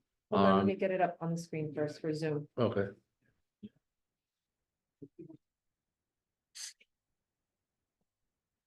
So there's a lot of information and we can send out, I'm gonna skim through a lot of this stuff, but I feel that there's a lot of stuff, especially with our department, that people don't understand or realize what the fire marshal does on a day-to-day basis and what our involvement is. Usually they only see us when we're out at a fire or we're out, inspecting some building. So there's a lot involved and we can send this out to whoever wants it so they can read further into it. So, you know, I try to be I want to be as transparent as possible on what we do and for people that have an understanding, especially for new people on the board that really are involved. So the first part of it is really the duties of what we do, and everything that the fire marshal does is based off of state statute. It's lined out in the Connecticut General Statutes of all the areas that we're dealing with. This one just explains that the Connecticut Fire Safety Code and the Connecticut Fire Prevention Code. So the difference between the two is the Connecticut Fire Safety Code is all buildings that are being built, additions to buildings, anything that's commercial. That's the code we have to follow to go by. If like we have projects in town where people are adding on third floors to multifamily buildings, so we have to go by this code. And then any new building in town that's other than a single family house we have to make sure it abides by the Connecticut Fire Safety Code. The next one is the Fire Prevention Code, which was on there. So what the Fire Prevention Code is basically tells us. Let me interrupt. A single family home does not require A fire marshal. no fire.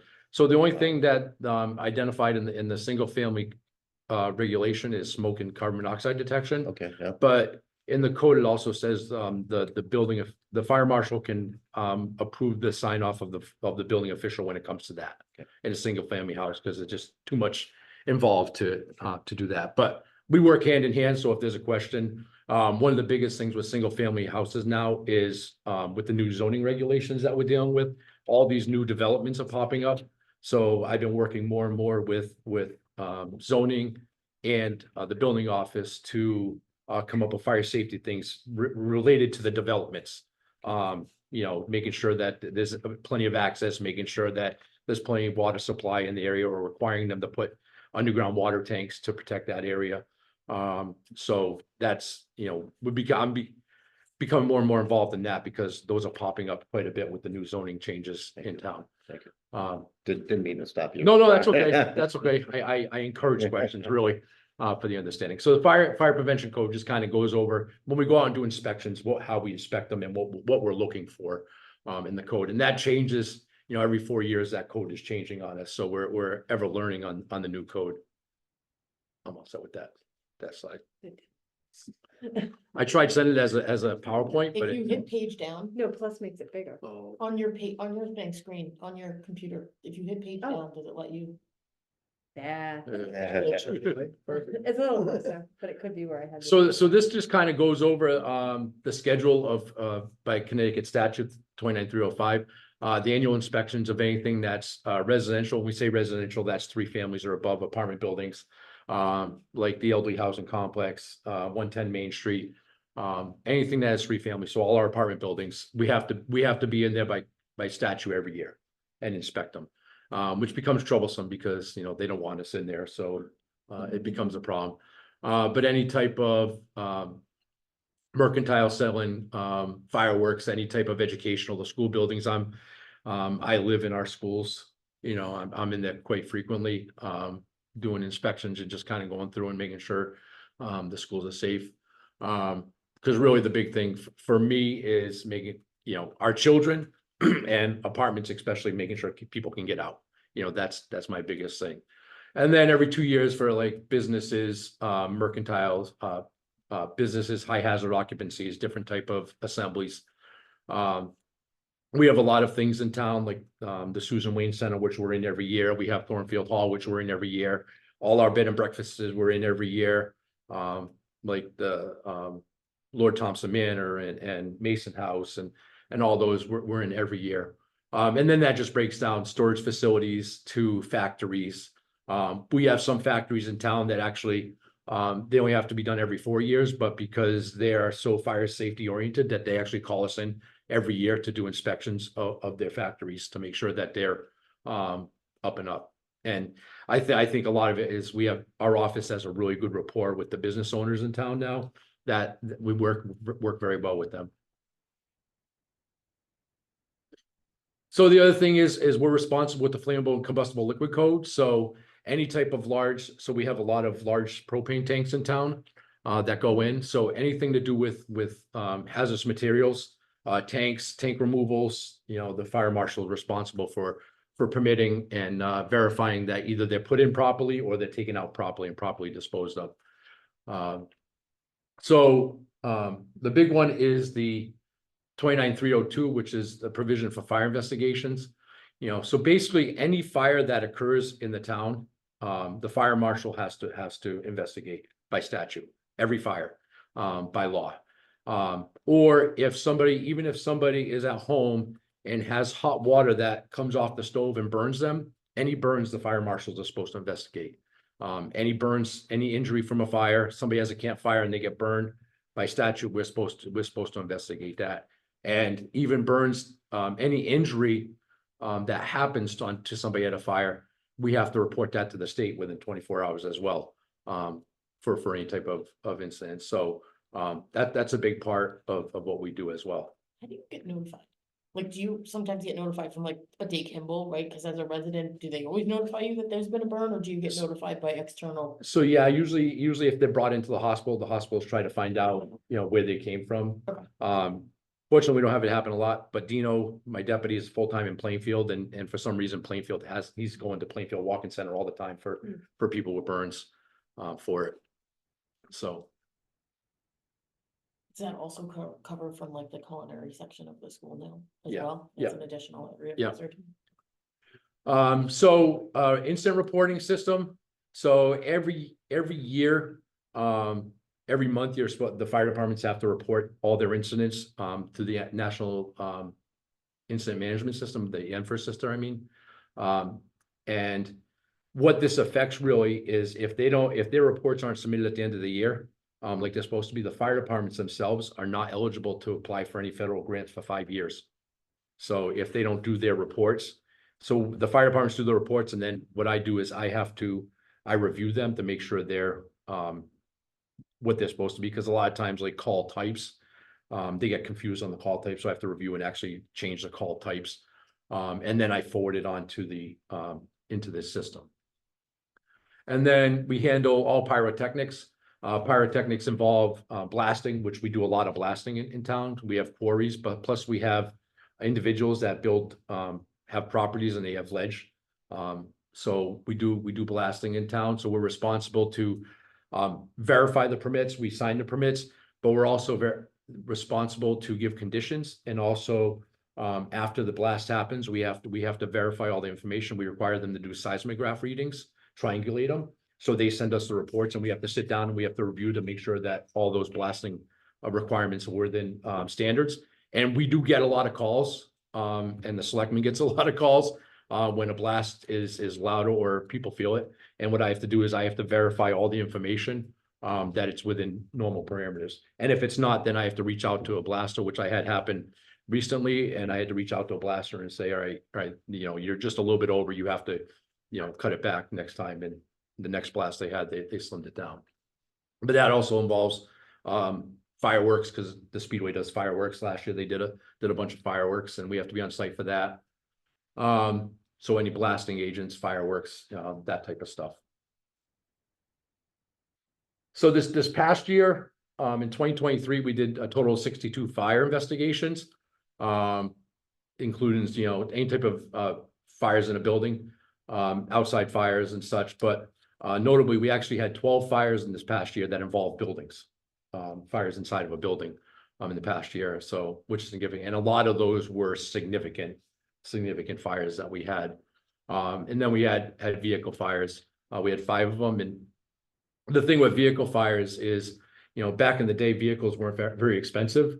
But now when you're talking a vehicle fire, vehicles can be up around $100,000 based on what you get. So what the big part of this is dealing with insurance companies, because if we're not called to investigate even a vehicle fire, the first phone call I get within a couple of days is from the insurance company, like, all right, where's your report? What happened? And sometimes, if we don't go, we don't know, and we don't, a lot of times with a vehicle, you can't verify what caused it, but our goal is to verify that it wasn't intentionally set fire, and it wasn't some sort of insurance fraud. So, and part of our thing is a biggest part of our schooling is investigation and interrogation and questioning people to verify to as best as we can to see, if people are lying to us, and if they are, or we have any hunch of any suspicion, then we can get, the authorities, because now it becomes a criminal matter versus just a fire investigation.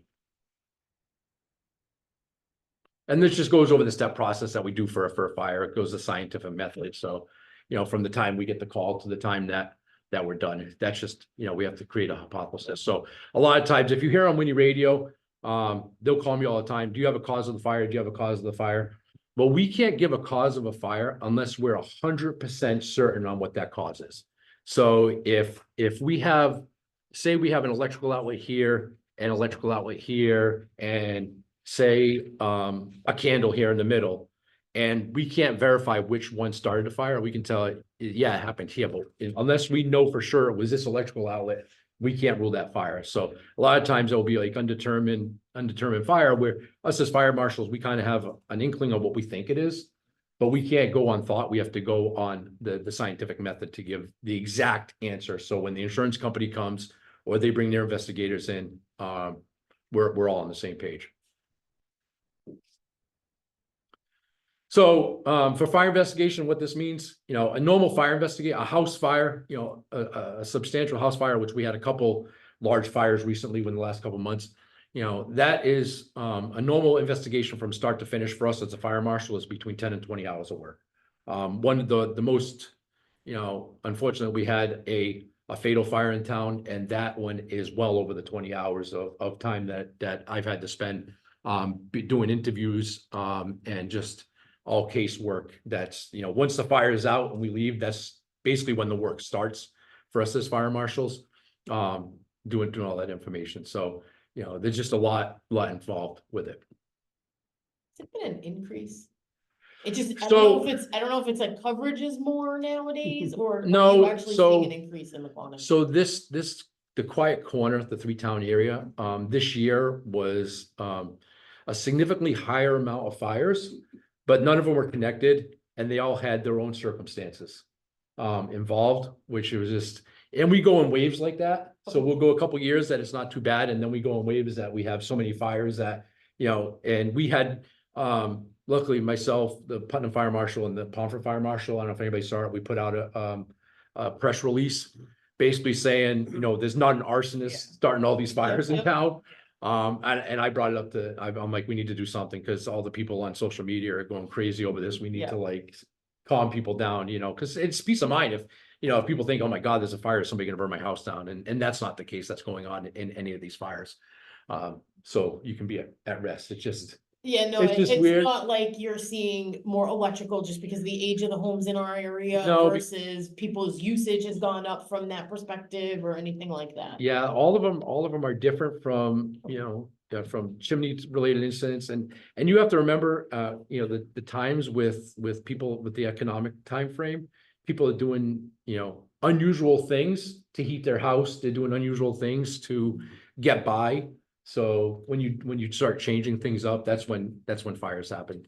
So one of the big things, 80% of our job is fire code prevention. So this is just some pictures of things that we see, and things we have to deal with to make sure that we mitigate and protect. So we're going into buildings like this all the time, and I can say like that bottom right corner, that whole building has been completely, redone, and it's like night and day. We have other buildings that, we're happy to say that a building that we condemned is pretty much ready to be, reoccupied by people, and it looks like a whole brand new building, but we had to take those steps. We had to get the warrant through my office. We had to get a warrant. We had to go in there. We had to do the inspection. We had to do the condemn order. We had to get the lawyers involved. But now, new owner, new building, it just brightened up our community, that much better. But it's just a lot of hours, a lot of work to do that one situation. So, we estimate about 300 inspections and re-inspections that we're out there doing things in the field, because we'll go check up on things like we have any new construction. We like to be in there all the time as they're building, so we can see what's going on with that building. But that doesn't include Bill and Amy can attest that we're in here all the time, meeting with like contractors, meeting with people and discussing plans and reviewing things, you know, on pretty much a daily basis, with them. So like today we had two different developers in that we were sitting down reviewing plans on two different projects, you know, going over their plans because they want to make sure that they're doing things right based on the codes between the building code and the fire code. We give our input, they bring it back to their architects and their engineers to make their changes, and then they resubmit it back to us. So it's a lot of this back and forth with working with developers. And same, the hazmat code stuff we see on a frequent basis, you know, generators outside doors running, you know, propane pits on, you know, on decks, and, you know, it's just a lot of unsafe things that we see that we mitigate on a frequent basis. And then just, you know, fireworks, you know, we do firework tent inspections, you know, come 4th of July weekend, we have tents that pop up. And if we don't go there, we've caught, you know, we go through every box, you know, we open up every big box with all the containers, and we found, you know, stuff that shouldn't be done, you know, that they shouldn't be selling. And if we didn't go there and do that full inspection and go through everything, because they try to hide those things, you know, in the back, and we find the stuff that's not supposed to be sold legally. And we've actually had businesses that we've caught selling illegally, that we've had to call the state fire marshal's office in to do enforcement on it. And that right side is actually the blasting operation that's going on up on Radon Road. So we go up there, we verify what they're doing, making sure they're doing things according to the blasting regulations. So that just goes over the process for doing a safety inspection. You can go on it. And reporting, this is just from last year, because the line item, I think we estimated it's gonna be like 6,800. I'm still waiting for a quote back. I said 6,000. So it actually went down. Last year was a little more. It's gonna go down because last year we changed over from one reporting system to another. It's actually a good system. For proposal of the budget itself within your line items, there's really not much change. The only increases was an increase of the 2.25% for the paid positions. And then I decreased my professional affiliations by $35, I think it was. And then I took $400 out of my training budget and added it to the equipment budget. So there was no change in amount. It was just a reallocation of line funds, because we find we spend more money on equipment right now, training, because it's still after COVID. They're still not back into doing a lot of stuff. So a lot of our training is still remote, as opposed to that might change as things move on. But I figure I'm using more money buying equipment for the office and supplies that we need out in the field. So I figured it'd be easier, instead of adding to one without changing the other, to just flip flop them at the end of the day. So then the big thing is as I've tried this before, is the capital expense of a vehicle. So we had two options. I've been doing this, and I've been shopping around because, you know, I understand budgetary concerns and looking around. We had an eye on one used vehicle, and that the town of Pomfret actually hawked that vehicle up for their fire marshal in about 20 minutes. So we lost out on that vehicle. But I got prices for a brand new vehicle that basically same vehicle that we priced out a couple years ago, and the price is now $83,000 for what we need. So there's a local fire department that is getting rid of a vehicle that they have. It's a 2003 GMC van. It's a small fire department that doesn't do many calls. It's 20 years old, but only has 13,000 miles on it. And it has no rust. I mean, it is in mint condition. It comes with all the necessary equipment, you know, light tower, emergency lighting, radios, you know, everything that basically is in that $83,000 quote is in that vehicle that's on the right hand side. So with the, you know, the price of the vehicle that they're estimating, and then I figured by relettering it and stuff like that is probably $10,000 to $12,000-ish price range, which would buy us, you know, our office quite a few years for a vehicle. you know, I figured being financially savvy is probably the best way to try to do things to get what we need, and a vehicle with 13,000 miles, you'll never find one of those ever again, you know, in the condition that it's in, for the price point. So, just a couple of reasons why we need, a vehicle for the office. Obviously, we're, you know, a lot of departments use, you know, a lot of people use their personal vehicles to do town business all the time. The difference is my personal vehicle is full of Town of Thompson owned equipment. The whole back is full. Under my truck bed is all Thompson equipment. Because when, you know, a fire comes in, as you can see, you know, we have a lot of equipment. You know, when we go to a fire, there's a lot, it's a systematic thing. We have to dig through everything. So if it's 3 o'clock in the morning, we need lighting, you know, we need tools, you know, we need all our personal protective equipment, we need air respiration. So there's a lot of equipment that gets all dirtied up. So if you look in the back of my truck, and I think actually there's a picture of it, you know, my truck is just full of town-owned stuff. And the problem with that is, you know, if somebody breaks into my truck or something happens to my truck, now there's thousands and thousands of dollars worth of town-owned equipment that's gone, you know, that's in that truck. So, you know, that's one reason. You know, the reason is, you know, having a marked vehicle going onto people's property. I go on random places all the time. Like dispatch will call me up at 3 o'clock in the morning and complain about somebody burning somewhere, you know, at 3 o'clock in the morning, and it's somebody having a huge bonfire with like 10, 20 people. So I'm like, you know, sneaking up with my personal vehicle, you know, which isn't, you know, very safe. Inclement weathers, you know, like, you know, the 2 fires we had, I have equipment that sometimes I have to keep in my cab.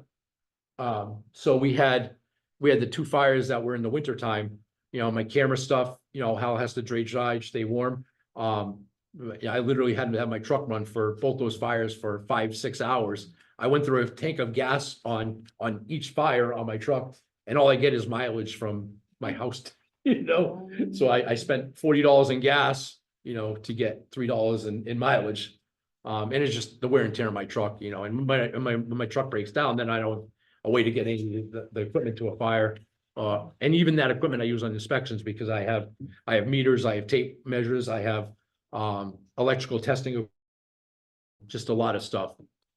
And Amy, what's the liability if something was to happen when he's not doing marshal work and something happens to him within his truck? So that with that equipment, is there a liability on the town? If something happens to Say- him because With the he's equipment. carrying Say he's on his way to a baseball game and he gets in a car accident and the equipment, I don't know, dislodges and hits someone, right? But it's town equipment. Is there any physical liability on the town for Jamie having that stuff? We have an Is there- insurance expert that just entered the room. What do you think, Jeff?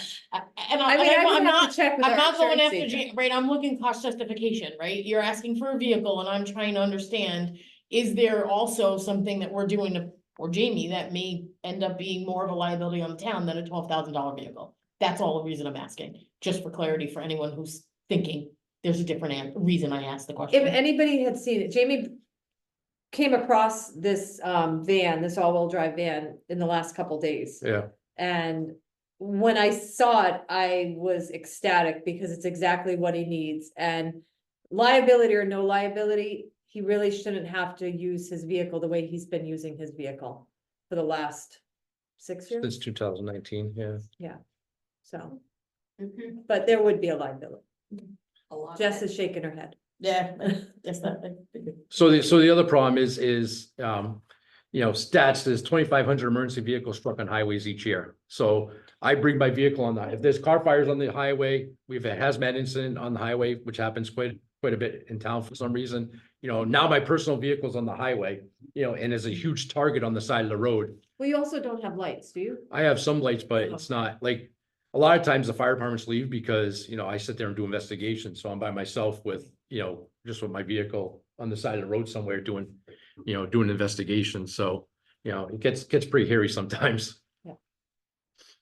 So this is just, on the left-hand side is basically, you know, a snapshot of some of the equipment that I keep in the back of my truck for doing the investigation.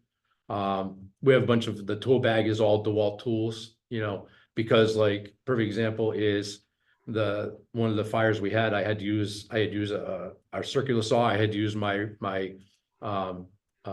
reciprocating saw, just to cut different areas when we're doing the investigation to find different things. And then the right-hand side is basically what the back of my truck looked like after I threw everything in after the fire. See how everything is all full of soot and dirty, and they're throwing that back in the back of my truck, and and unfortunately we had fires back to back, and it was just dirty stuff because it was just so busy.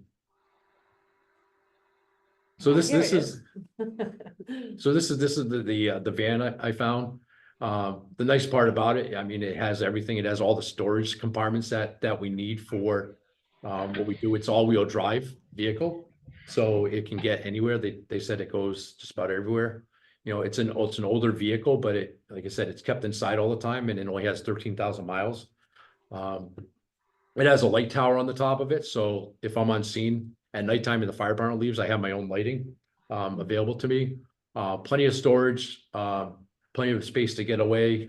There's compartments all the way around on both sides. So when I thought of a van at first, because we've been looking at at trucks, and then when I looked at this, I'm like, this is perfect. All the equipment we have would be stored away, locked. People wouldn't have access to get into it, like the back of my truck has the accessibility. So that's part of that.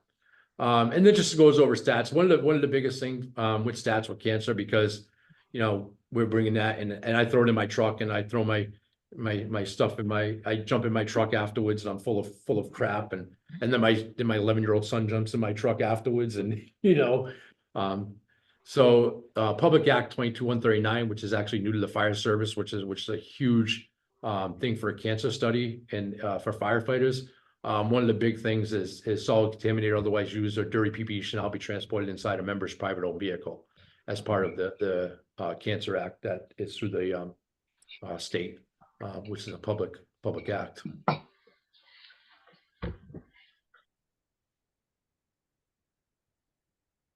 So this is just when the fire's out, obviously, what happens, obviously I'm throwing all my dirty stuff in the back of the truck. I have no place, we don't have facilities in town for me to clean my gear, or to clean all my equipment. So I'm ended up transporting it to like a firehouse, somewhere to wash the gear, or wash all the contaminants. And not only a fire, and the first selectman can attest this because she's had to come out with me. We deal with a lot of hoarding conditions in this town. And my job is to verify it's a hoarding condition and go in and walk through those areas and make it safe. Or my job is I have the authority to relocate the people. So I go into a lot of these places, and then I come out and jump in my personal vehicle after dealing with that, which is pretty gross, to say the least. Sure. And you're talking bed bugs and tuberculosis and feces and hoarding. I'll do inspections and apartment buildings, and the people come down and they'll walk right up to you and they're like, "Oh yeah, I'm homesick today because I have COVID," and they're breathing in your face. It's like, "Oh, thanks." Have a nice day. So is it common for fire marshal to have vehicles? Yeah, everyone: Putnam, Killenly, Pomfret, Plainfield, Griswold, Ledger, and Montville. Pretty much, all the towns that have fire marshal's offices that are fairly busy, which we're consider we're fairly busy fire marshal's office. I mean, just apartment buildings alone, we have, if you think about it, we have almost 90 apartment buildings that we have to inspect on a yearly basis. That's a lot of apartment buildings to inspect. So a fee schedule, we've been trying, and effective July 1st, we increased our fees because the selectmen voted on that in December or January. December, I think. December. So we have a fee schedule, and we've actually created, the office now has a new system for tracking all our inspections, which has streamlined a lot of things for us. We're using a new tri-paper form for inspections, where we keep a copy and 2 copies go upstairs, and 1 goes to the people we do inspections and the other one stays upstairs.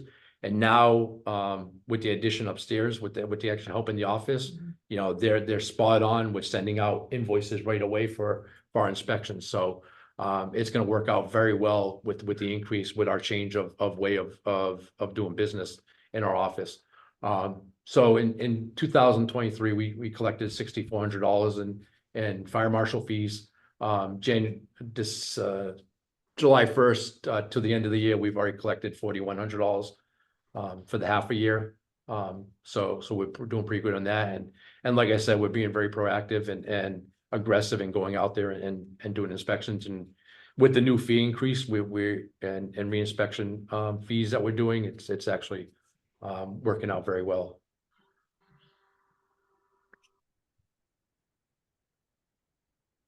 And that's it. So it's a lot, but I think it's important because, like I said, a lot of people don't understand what the fire marshal does, and what, what we do on a day-to-day basis. So, it's easy to see me in town doing things, but to actually understand, what our responsibility is a little more important. And like I said, I like to be transparent with everybody so they have an understanding, especially when, making decisions on budgets. Let me ask about this potential used vehicle. Something next year's budget, or are you gonna have to be purchasing it before July 1st? No, so the blessing is they're speccing out a new vehicle, so it won't be ready until summertime. So So, that's yeah, perfect. so, and I talked to, if it's something that we're gonna commit to, they'll hold it for us. For And sure. can you talk to me about the fees? What do you charge? First of all, what is it? How much time does it take to inspect a three unit apartment? So, well, when we have a three, we have to send out the request. We send out requests, they have to, each tenant, so the property owner can't say, yeah, you can go into my 3 apartments. The tenants have to give the approval. You as a building owner can't say, go into these apartments and check them out. You have no authority. So each person individually has to give their own approval on it. So 2 of them can say, yeah, come on in, and the 3rd one says no. So then we have to take additional steps and potentially go in and get a warrant to get into that 3rd apartment, which, going through it and being through the warrant process, that's not a simple process back and forth with the state's attorney. You send something in, they send it back to you, send it in again. Does it happen most of the time or just rarely? We have a lot of building owners that we're sending out notices after notices after notices, and trying to get them to comply. The problem with apartment buildings is the apartment building owners don't want us in there. Understand. They don't want us in there because they know when we go in there, we're gonna find violations, it's gonna cost them money. Where businesses, on the other hand, they kind of, for the most part, a lot of them need us to sign off on them to verify, that they're okay. They need like liquor licenses or state approval for things, so they need us in there. Apartment building owners, I mean, we have a lot that are great, that call us in all the time, but we have a lot that are really resistant, that we're sending out notices after notices, and we just started to do door knocks now. So we're going to apartment buildings, just knocking on doors and asking if they can let us in to check their apartments. So apartment buildings are, for me, that's my biggest concern is, because we see fires all the time where, look at Summers, they just had that fire where those 4 kids died in an apartment building, and that's something that I never want to see happen in town. So my goal is to get in every apartment as best as I can to prevent things from like that happening in Taunton. But it makes it tricky because, One that's cooperating, well, how much time does it take to do a 3-unit apartment then? so if it's initial, it could take us a little while because we're looking at everything. We're looking at any electrical hazards, we're doing the smoke detectors, egresses, something simple. If it has a common stairwell, that common stairwell from the 1st to 2nd floor has to be a fire rated stairwell. The doors have to have self-closing and self-locking devices on. They have to be a fire rated door. The basement door has to be rated. That assembly going into the basement has to be rated. So there's a lot of different things, so, we go to a building, you could probably be there for an hour. On a normal case, going through a 3-family. Now we start dealing with, like I do, when I do River Mill Village, I do 3 days in a row. And in 3 days, we do 15 buildings. I do in 3 days. I do 15. Again, I'm just picking on a 3-unit one. It takes you an hour roughly Yeah. to inspect Yeah. it. Yeah. And what's our fee for them? So a fee, we increased, each apartment went up from $10 to $25, I think, per apartment. have to I look at the believe it list. is It was what a it is. lot. Yeah. It was a lot of fees, so. Yeah. So it'd be $75 that we Yeah. could get for a year. Plus we add on a processing fee. I think they add on a $25 processing fee through the office, So X per unit plus $25. plus $25. Okay. Yeah. Thank you.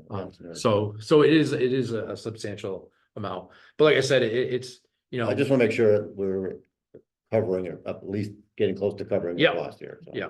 And like I said, with the forms we got, we've really streamlined and it's working out a lot better because I'll write the fee down, paid or not paid. If it's paid, then they'll send them an invoice with a copy of it. If it's not paid, they'll send them an invoice and they track waiting for payment, and payments come in all the time, which is actually really good. Okay, any other questions for our fire marshal? Amy, it's Rob. Yeah. Just not a question, but a thank you to Jamie for what he does. And I love his passion for taking care of the town, and comment that we should provide him the tools he needs, like we provide others in town to get their job done. Thank you. Yeah. Thank you, Rob. And thanks for the lesson. Thank you. It was very informative. It was Thank you. good. Well done. Any Amy, other? Yeah. before we move on, is there, can we do a time check? Are we gonna go through the balance? Or are we- Oh, yeah, I think we Yeah. have to. Okay, I'm gonna go Oh. on, I'm gonna move to audio, but thank you. Okay. Any citizen comments at this time? Citizen comments? Yes, Miss Valerie Clark. Hi, yes, on the vehicle, did the $10,000 to $12,000 estimate include anything related to having to insure it? No, That's Do we just need- the purchase of the vehicle. Just right? the Purchase of the vehicle. and bringing it up to make the changes necessary Right, to, maintenance, a little yeah, bit of maintenance and stuff. Do we Which have- is, It's a good consideration. though. significantly lower than 84,000. Yes. I think that was one of the requests last year, was somewhere around that dollar Yeah. amount. So we can write in the notes, to Valerie's point, we could just check and see from HD Seeger how much it potentially could be for 2003. 3. Any other citizen comments? Is that a maintenance line, Bill, anywhere on it? Or would that need to get added for overtime? Or would that be like a 26, where Jamie would have to add a line item Probably for 26. maintenance on the vehicles year over year? Yeah. Fuel. Come like, fiscal yeah. year 26, probably. Well, the fuel, I mean, a good part of that, we have a line item for travel. Travel. So the travel line item would be used towards the Right, fuel. right. I didn't And know if you that's- incorporate it but right that's in pretty- the fire marshal equipment line, or if it would then end up being its own separate line for the maintenance of the vehicle, as it would be an additional new item added to Jamie's budget. And I'm okay if it needs to now get added in here, right? I think you said it's 3 days old. But if that's something that also needs to get added so that he has what he needs, then we might want to consider it being added here. If not, it would be 26. I don't, Yep. that's just a question. Or maybe fuel or something. Yeah, just, I you don't know something like if- that. Jamie just said travel would take the place of fuel, so it. Just put a line though, because now Change you're it, buying fuel yeah. instead of. Yeah. Right, well, but to You might have Jamie's, both, I don't- Jamie's earlier point, right, he gets 5 miles to go from point A to point B. Yeah. That cost versus fuel cost in the van, right, and you know, we cover his own fuel. Yeah. Current lot Right, now, right, so. Right. That might be a little bit of a difference. Yeah. And I just Maybe. don't wanna see it go over budget because we didn't put in some kind of a maintenance line item here now. And take that into consideration. I know you decreased a couple of things here and Yeah. there, but that's something we need to consider. And Jess Bolte, citizen comment in the audience. My address, Sure, yes. 1081 Riverside Drive.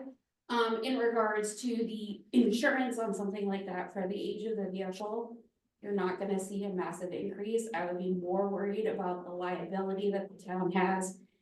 God forbid Jamie was in an accident, on what your culpability would be if the worst thing were to happen, or if one of those tools were to come out of the vehicle and hurt somebody else, you are at a much higher rate of culpability and opening her up to a much bigger risk than to purchasing him an enclosed vehicle.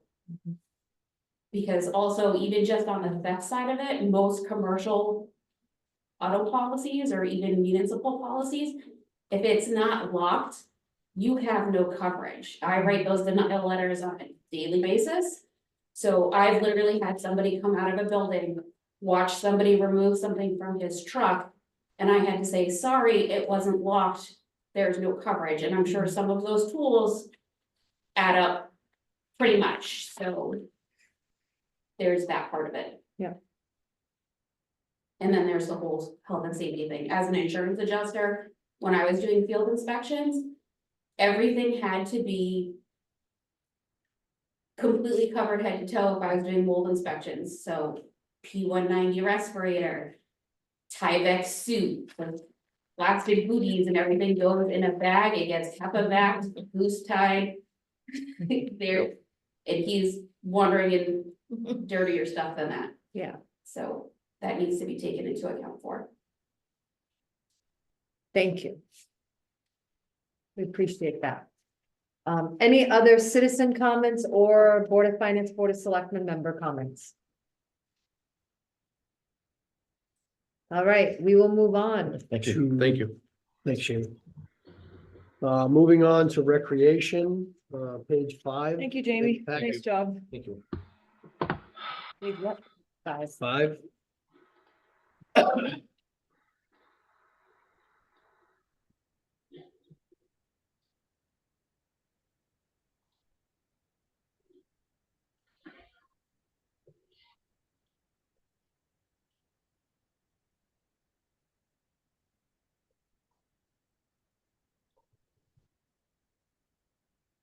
All right, Brian, you want to take it away? Sure. I guess I'll start with just a brief update on the state of the Recreation Department. So, for fiscal year 2023, we had 3,213 participants across all programs, all recreation programs. Tracking to have slightly more this year. Number significant because it is down to just a handful of participants, almost the exact same number of participation in fiscal 2019, the last year prior to COVID. So the challenge over the last couple of years has been rebuilding those programs and trying to invite participants back to use the recreation department programs. So I think with the support of the town, I'm very appreciative of the support we've gotten over the last couple of years to kind of make that happen. I'm very happy with where the programming is now. It's been really a full recovery now from COVID. So this past year, we really focused on increasing the offerings for senior citizen programming, adding bus trips, senior holiday parties, lecture discussion series, which is free event for seniors in town, craft classes, fitness classes like yoga, chair yoga, Zumba, pound, pickleball, etc.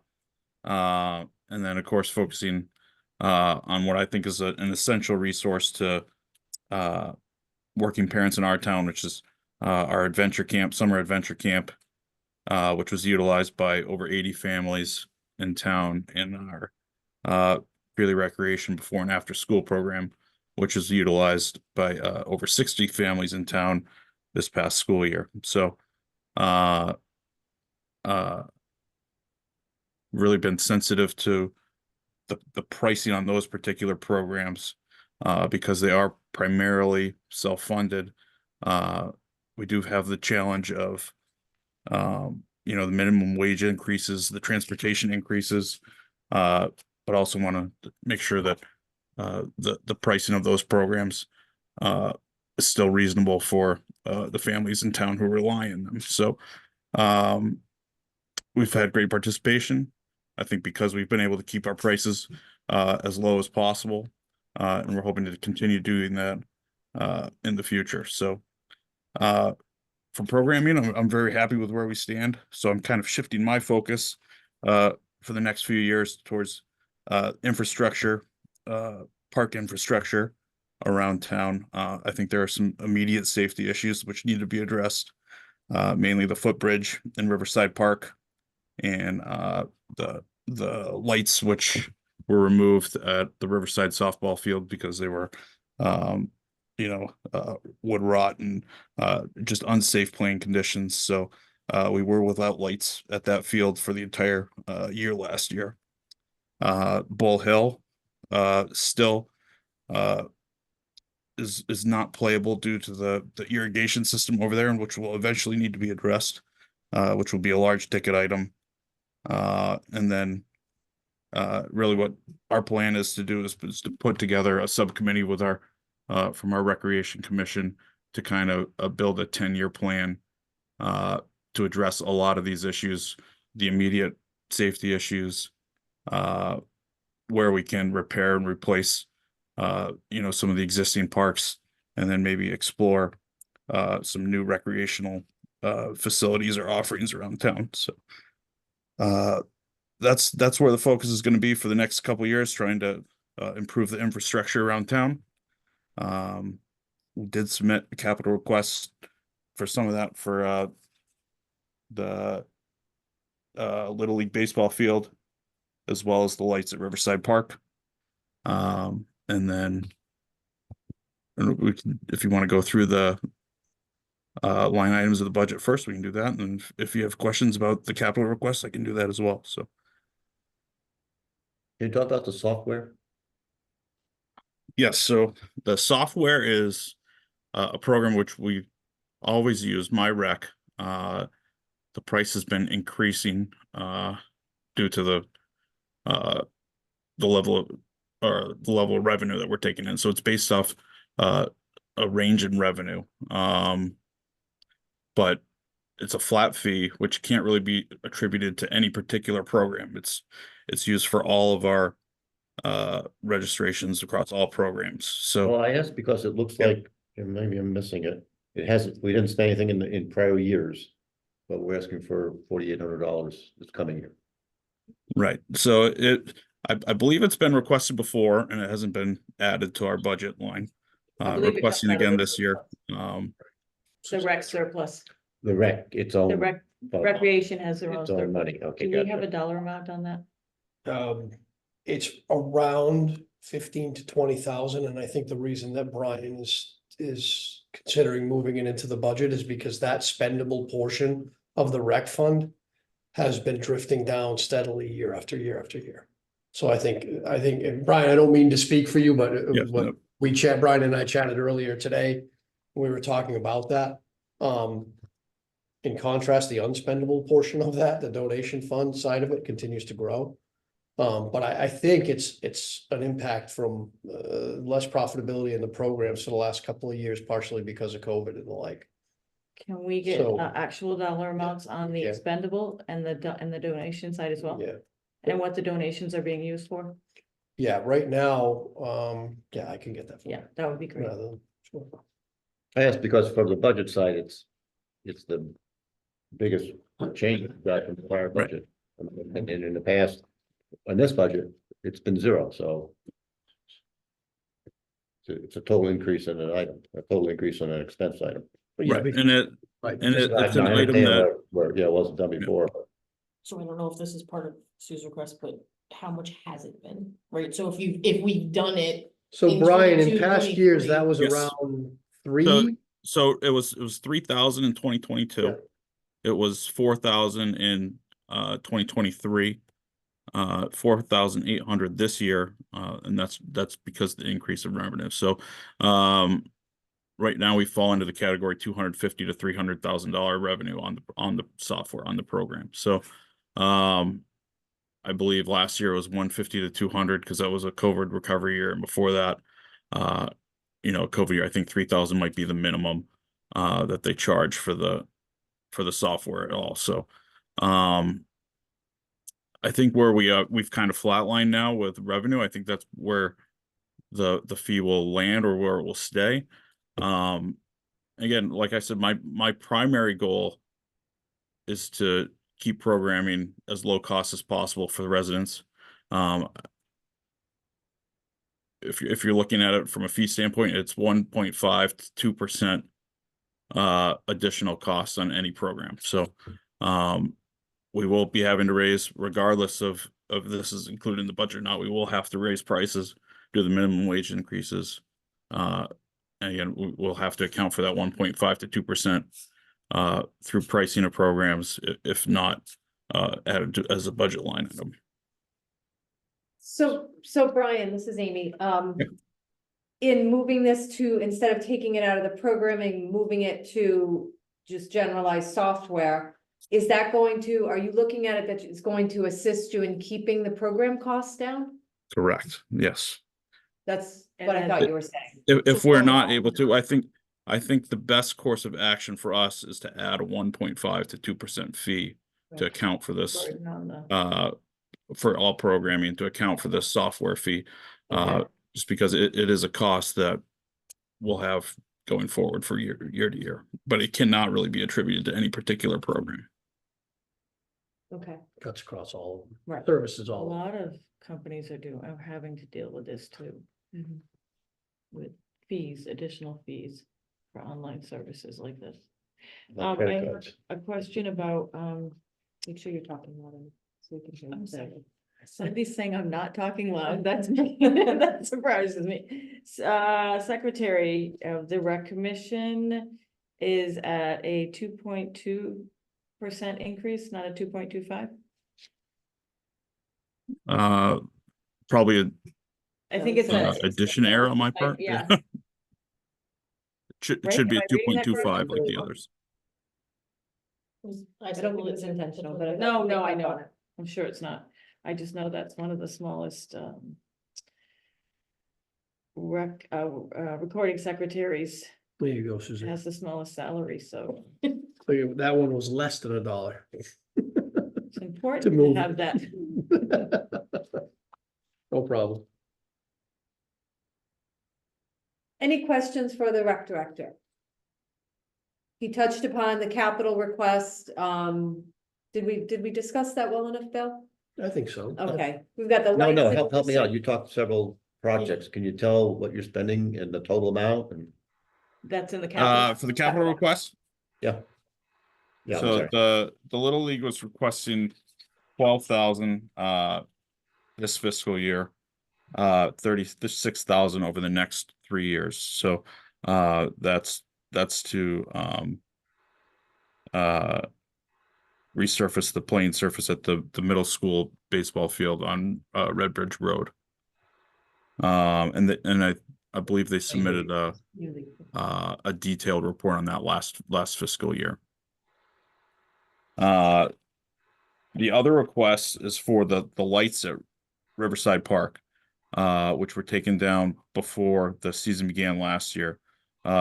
Just to give you an idea, that is really the one usable field for recreational, for soccer, for softball, for all recreational programs, aside from the Little League complex. So it got a ton of use last year.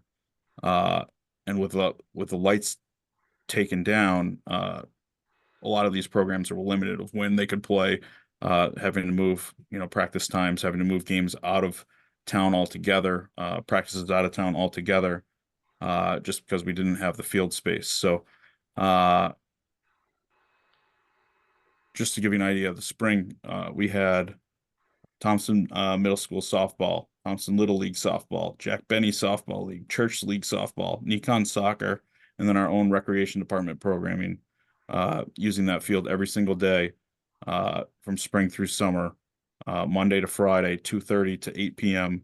Once the sun went down, and then Saturday, Sunday from 9 a.m. to 8 p.m. full day long, every day, for the full summer. So it's a lot of use. I'm worried about, to credit DPW, that field actually was in great shape last year and stayed in great shape with all that use that it was getting. I'm worried about overuse, possibly damaging that field. I How think. much are you asking for that? Yeah, The what lights? is Volvo? How much the amount? Do you know? So we do have a quote. The tale of two quotes on this one. And the ask is 92,500, which is a quote from Earthlight Technologies. I will give the caveat that they do have an option to do to finance it for 0% interest over 60 months, through Earthlight Solutions. So that was the high end of quotes we received. We did receive a local quote for $50,000, which would have to be paid up front. That does not have the, they don't have the 0% interest over 60 months. So we put the request in for 92,500. Again, $42,000 worth. of bring it to interest. the Board of Finance Yeah. to kind of discuss Who, the best options for that. Yeah. Who was the quote from for the 50,000? Frank Hool.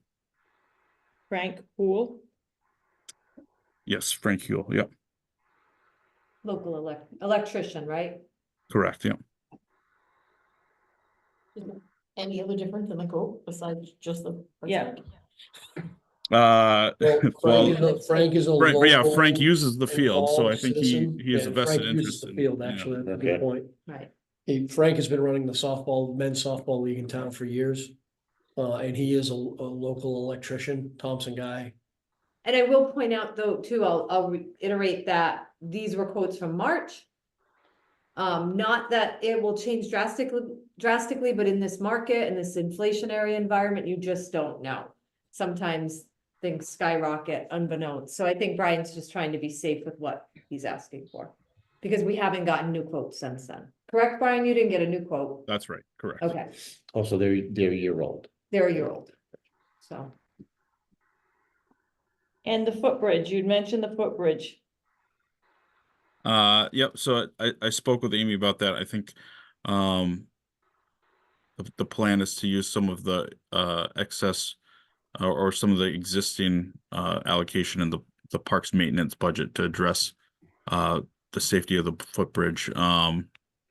Don't have a quote on how much that would In the cost either, current but budget. In the current In the budget, no current- 25 budget Well, impact. right, correct. Technically, yes, we had increased the parks, I think it was parks maintenance last year, which Joe will be presenting on the 13th, on next Tuesday. But there was some money left in that, so we were gonna start utilizing what was left in that to keep work on the footbridge. Some of the boards need to be replaced, the fencing that surrounds it, so that people don't hang over. Yes. Needs some repair. So the intention is to keep that increased amount in the fiscal year 25 budget and then continue to utilize it for the footbridge. But Brian and I discussed it today and thought it was important to keep mentioning the footbridge because it is something we don't want to forget about. And then have something, Right, and it is Not in so need good of happen. repair before yeah. it gets closed. The boards are still really, really solid. Our assistant building official, John Noley, was inspected it all for me. They're still solid, but there is some deterioration within the boards, which could cause some trip hazards. So we're trying to stay proactive. Good. Any questions, any other questions for recreation right now? Our recreation director. Back to the capital list, the 2 items only. Yes. Okay, thank you. Thank you. Any citizen comments for our recreation department? All right, I think, oh, wait, Larry. Just one question. As far as the Little League area goes, did the Little League, get some money and somehow, I mean, we used to do that. And, or is it the town that is paying for everything that happens over there? That's for the maintenance of the field or for registrations? What was that? For maintenance or registration or? Yeah, taking care of the place. For Does maintenance. the sole liability of maintaining all of the fields at the cost of the town? Or does the Little League themselves generate any revenue that assists in maintaining the fields? So, Brian, if you don't mind, Yep, go ahead. Yep. I'll jump in. You guys may recall last year, they came in, they actually did a very nice presentation. They had a 3 or 4 year plan of going through and doing some work on each of the fields because of the basically neglect and unfortunately, if baseball fields don't, or any fields don't get played often, they just unfortunately deteriorate. And over COVID, you saw a little bit of that. With last year's money, they did what old timers will remember as the old field or Rawson Field. It's the first one on the left as you go up the road. I believe they have Barron Field with the middle field in mind next, and then eventually the senior league field. But what they're using those funds for and what they did at Rawson, if you go and look at it, it's actually beautiful. They essentially, the bulk of the work was replacing that infield. And they also did a fair amount of fundraising on their own. So it's not all town money that's doing that work, but it's definitely helping it out. And aren't they getting a lot of volunteers to do the Oh, work? Yeah, I was gonna mention that most of the maintenance is done by volunteers, yeah. It's Yeah. nice to see that there is an energized group Yep, at the Yeah. Little League now, because there was a bit of a lull there for a bit. yep. But they're kind of back in action, and I don't know if they're coming in. I know they obviously They did did last year, last but year. I don't know if they're gonna They come in did during the again. Board of Finance meeting. They also were forcing the parents of registrants to do some of the work, part of being in the Little League as well. Right, like, you know how the schools say either pay us or come do service hours, kind of doing the Well, same we thing used to to the do that. We parents used- that have We used to children. go in- there and before, and probably, I also remember in the middle of the year, to do whatever it is. And then we would put things on, used to be, we would not right, walking from the place. Walkathon, I remember. All the way around, you know, and the kids had to get some money, and then we used it. I just wanted to know, are they still Absolutely. doing it, or are they just They- using They do that. the space? They still do the fundraisers, Yeah. yeah. Yeah, And they still do a gift card calendar, they do the Yeah. concession stand. Yeah. Do that. Is there grant funding that somebody is looking into or that we could look into possibly? I mean, I think we should, in that. Put that instance, we onto should them? Push it onto them. Yeah, But yeah, I'm sure, absolutely. What was the reason the lights came down? At Was it a Riverside safety was, There was a safety, there was a fear that they would actually Right. give way and fall. Yeah, the beams that were holding the lights had rotted, so they were hanging down, like the lights weren't even directed yeah, at the the lights field weren't. anymore, and they went up to try to fix it. and Weren't it was focused about on the to fall. field anymore. They were all over the place. Right, any other questions for rec department, citizen comments? Floor is open, next couple seconds. The only question that I have, Brian, is on the software. Is it possible we could phase that in over a couple of years? Yes, I think so. That's the way we've been doing it is,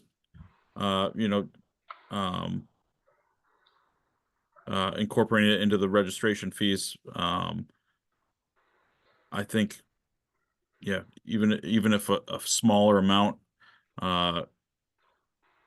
could help kind of offset that cost, it would be a big help to the department. No, but I mean, it's 4,800. Okay, we do a third this year, a third next year, a third the year after, or a half this year, half. Just in order to possibly reduce that a little bit if possible. Is it 48 annual? Yes. I'm confused. It's Yes, an annual yes. fee, isn't it? And It's it an goes annual up fee, based on yeah. registration, right? Based on usage. It's Right. it's an annual fee based on the previous year's revenue. Yes. So I don't see how that could be phased into multiple years. Well, then they'd continue to charge it through the rec programming and just put it, I think what Ken's suggesting is the budget would only be hit by a small amount because they'd be continuing to take it out of programming. 2/3 of Portion it, of it, a right. portion of it, I and then so the hit wouldn't be as big. As big, I see. I thought they were taking it out of surplus. They have previously. Right, That's why it's right, a okay. new line in the budget Okay. this year, because it I- used to be paid out of Okay. surplus. Right. So it's not currently being transitioned to any of the programs. Right. And we're Right. saying that we might want Right. to do that. Right. So By just paying to it make out of it surplus, clear. in essence, you're paying it out of the accumulated profits of the programs for Many years. many years. Mhm. But that mainly, I believe, because of COVID has drifted down to, that used to be pretty robust. It was so healthy at one point, the Board of Finance voted to take some of it back. Yeah. Because Yeah, that was the savings that the Board of Finance actually allocated, like $20,000 Mhm. for a safety net Yeah. for the summer program. Yep. So it has, yeah, definitely decreased. So we can get some actual numbers Sure. on both of those. Mhm. And what the funding or the donations are being used for. Mhm. That'd be great. Any other questions? All right, thank you, Brian. Thank you. Thank you. Moving on.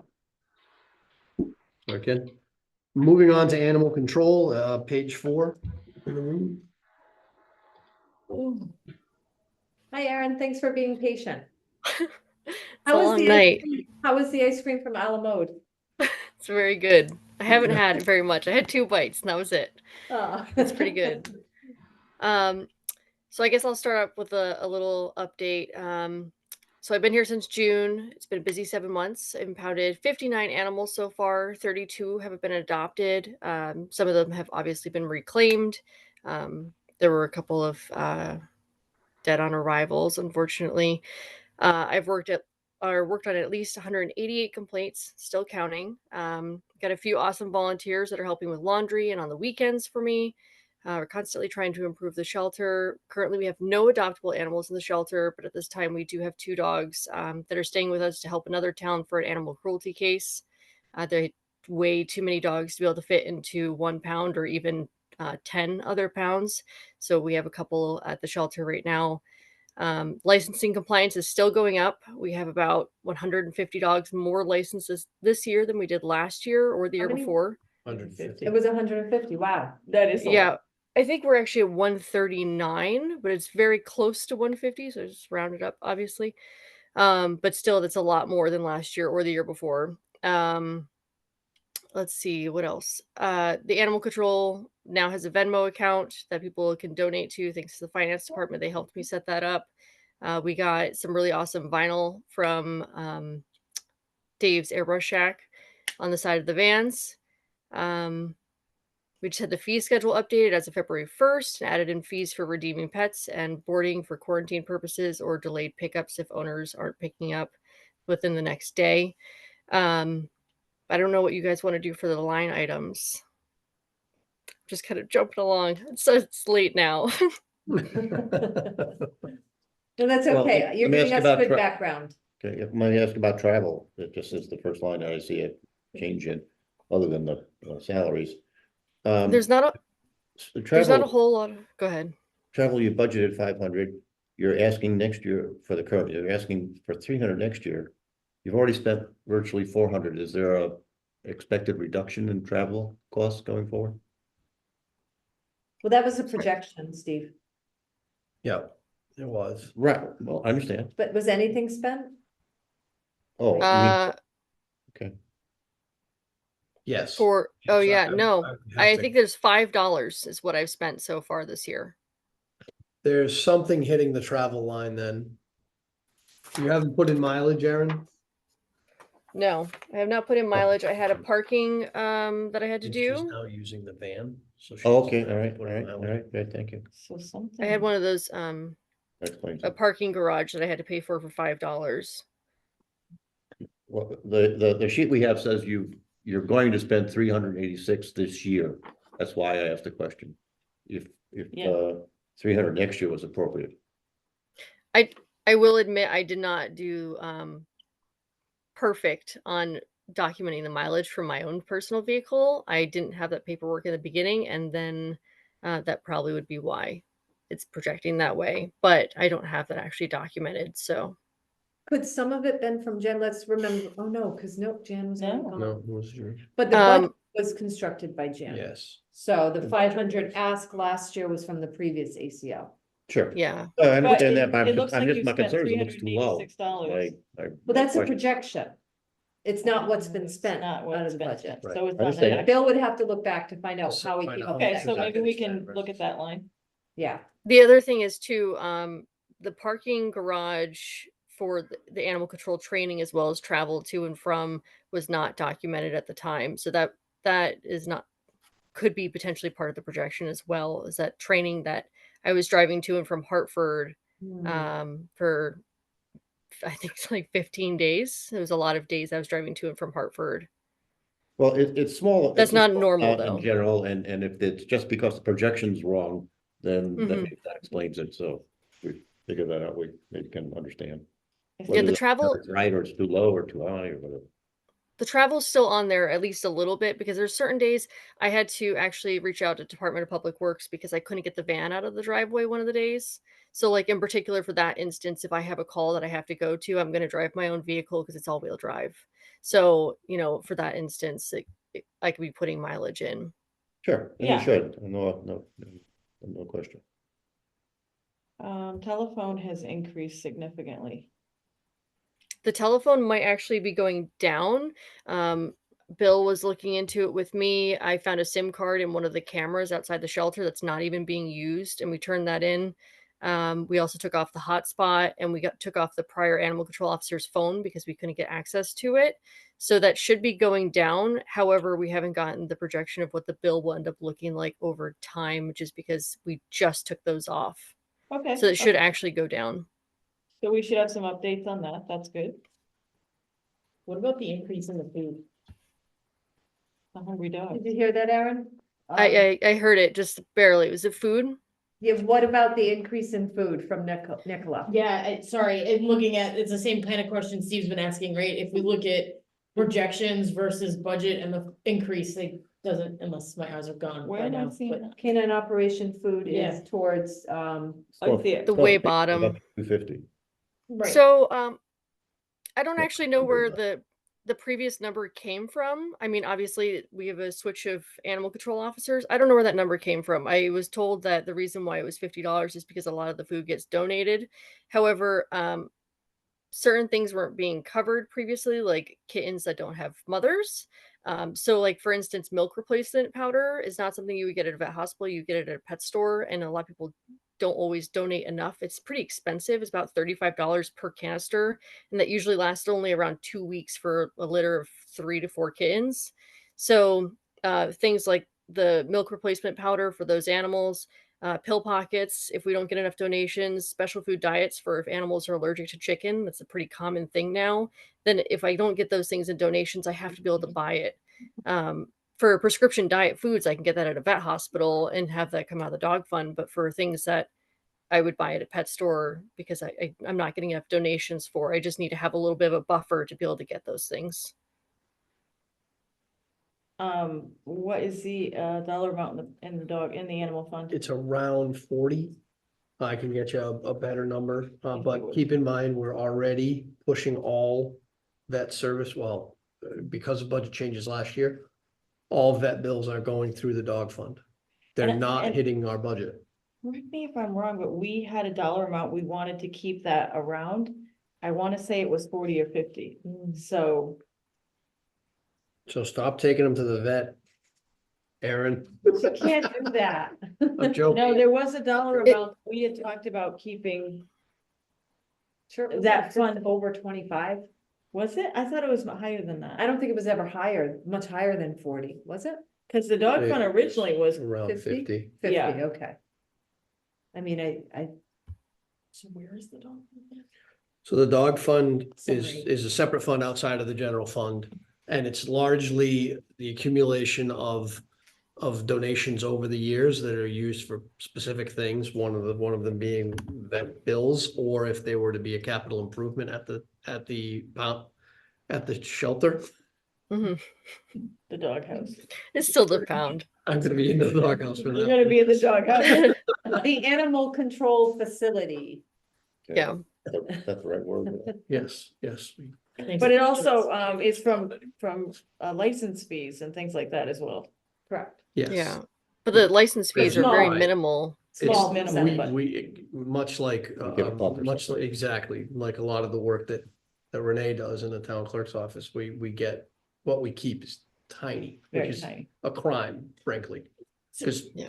Have they Renee does gone all up? the, Renee and Aaron do all the work. Right. Have the fees gone up? Don't year- forget Gail, Bill. Like those with pets, or have we kept it steady? What do you Oh, mean fees? Actually, most of that goes to the Licensing state. fees, I Yeah, think it's like- regulated by the regulated by the state. state. State just funds, we There's get, no we get transfer. nothing.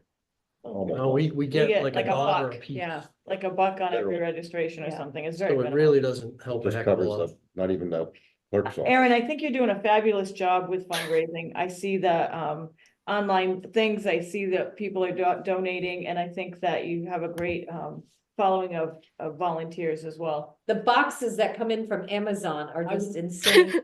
I was just gonna say that Amazon list has been what I think a lot of people are seeing too, right? Is that you Yeah. now have specific requests Yes. and not just, what am I spending my money on, right? So if I wanna spend $12, I can go and do that. So I think, Erin, that was a great addition. And Yeah, just I know love that you have Venmo. with the Venmo Thank you. account, I think that's what we were talking about. Well, maybe not, maybe we want like a GoFundMe or Venmo.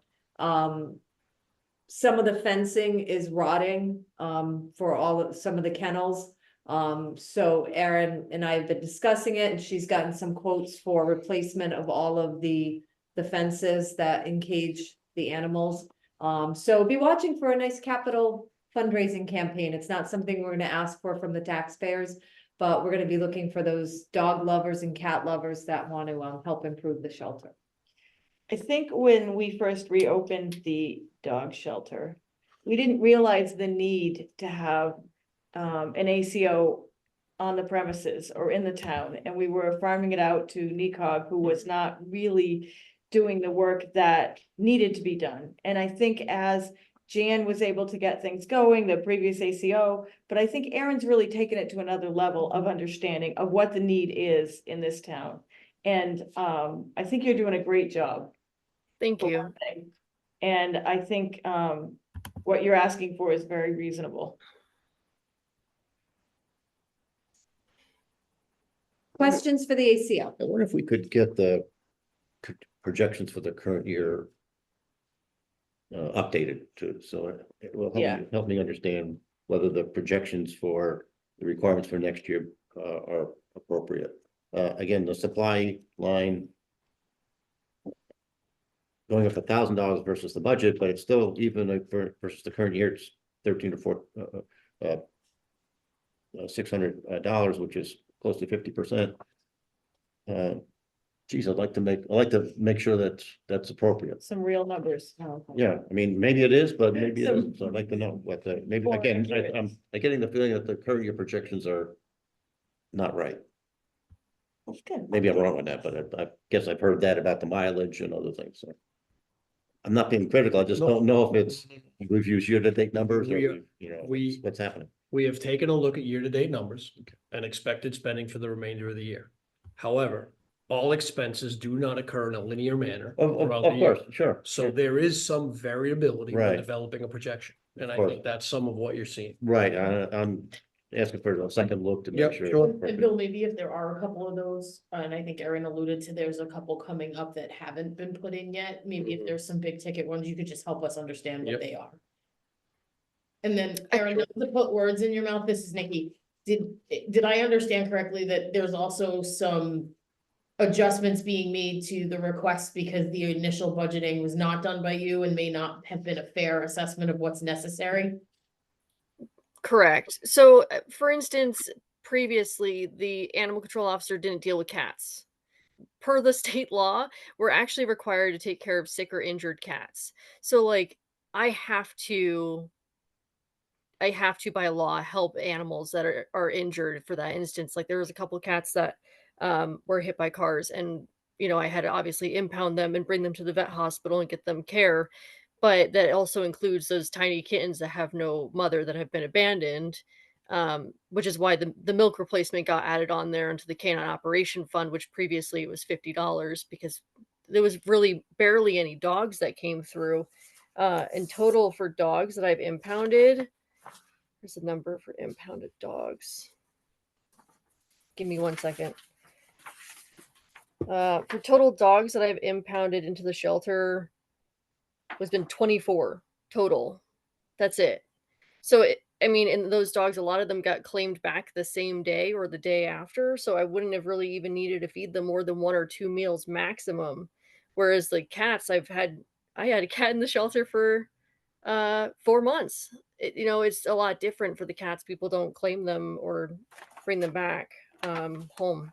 So I think that the projection is just different from what the previous ACO was doing versus what should actually be being done per state law. So it's changed a couple of things. And the supplies, for instance, I know you mentioned the supplies having $1,000 more. When I got to the shelter, it's a good functioning shelter. It was just what was basically at bare minimum. Like I have no bike gloves, I have no nets, I have to purchase dog spray, so that way if a dog tries to attack me, I can spray it. I have no muzzles. I had to get I think I bought 2 muzzles. Um, Amy had to help me with one of the calls that I had where I had to move a deceased dog that was deceased for over 2 months, and we really should have had hazmat suits, and we don't even have that. So, like, some of these things are supplies, and I think Bill's projecting that we're going to be hitting that $2,000 mark easily because I don't even have all these supplies still, and I'm just making do with what I have because I don't want to break the budget either. No, I understand, but even the current year, again, based on what's in front of me, current year, you're not spending anywhere near the 2,000. I mean, it's sort of, I think because we've been leaning on the dog fund, okay. but we know that that fund's not going to be there forever and we have to be a little Be bit frugal, conservative. be conservative. That's another reason why I pushed for the fees and fine schedule for people to redeem their dogs and for overnight boarding if I have to do a quarantine, because at least it's putting something back into the dog fund in the meantime. We did just increase that, but I think it went into effect February 1st. February 1st. Yep. So That was Bill, just maybe you could recently. add, not that I wanna give you more work, but maybe No. even in that, looking at it, how much did we take from the dog fund that technically should have been a line item? Sure. That we're not, that was not, I don't wanna say misallocated, but might be one of the reasons why your spend profile looks the way that it does, because we're using the dog fund, whereas now we're trying to put it into a line item. Right. I get where you're coming from. Yeah. That. The dog fund is there for improvements. It just, the only thing it can't be used for is salaries or benefits. So. But I think I think Rob made the point about the marshal, right? I think it's the same comment here. We shouldn't have employees that don't have the tools to do their job. Absolutely. Right? And we shouldn't be relying potentially on a dog fund to cover things that should be budgeted for that department. Now, whether that budget gets approved or not is not what I'm saying, right? But to be able to see what should get allocated, if in the end it has to come from the dog fund, it's available, but it shouldn't be that we're not looking at what's actually required to run the department either. And I think maybe in doing it this way, where we're putting more things into the budget, the dog fund can really be more geared towards the care of the animals. And then the maintenance in the shelter. Potentially, maybe we earmark the dog funds for this and this. Because certainly the care for all the animals can get pretty pricey. Mhm. So. Any other questions for our animal control officer?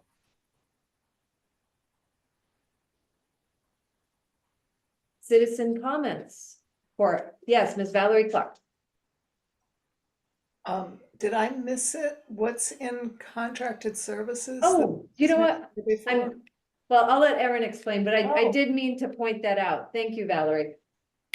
So the contracted services got put up to 1750. It's actually 1 gross week of pay for me. I'm sorry, 2 gross weeks. Is that correct? This is bi-weekly, Amy? Yes, I think it was 2. I think it's 2 weeks.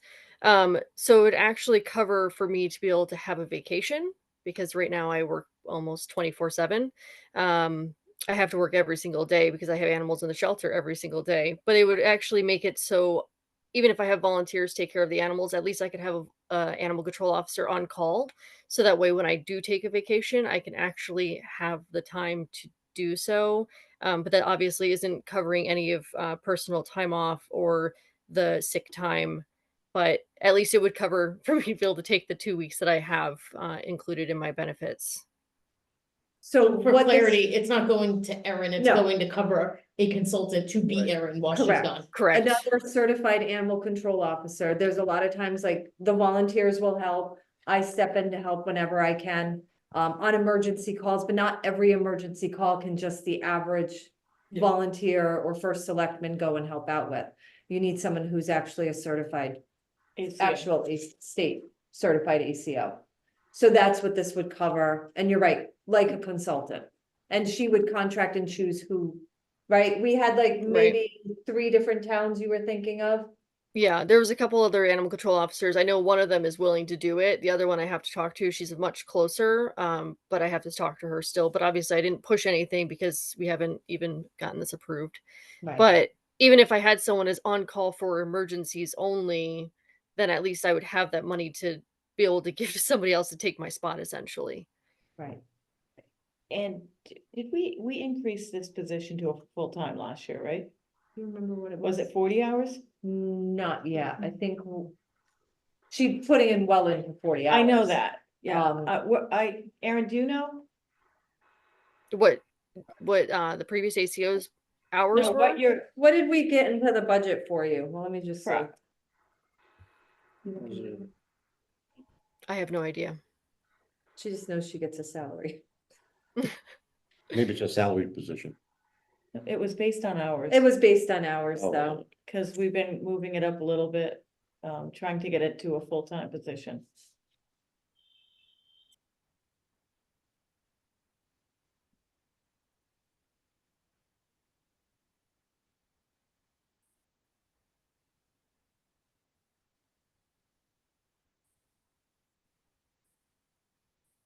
I think it was 32. Oh, that's right. I thought it was 32 as well.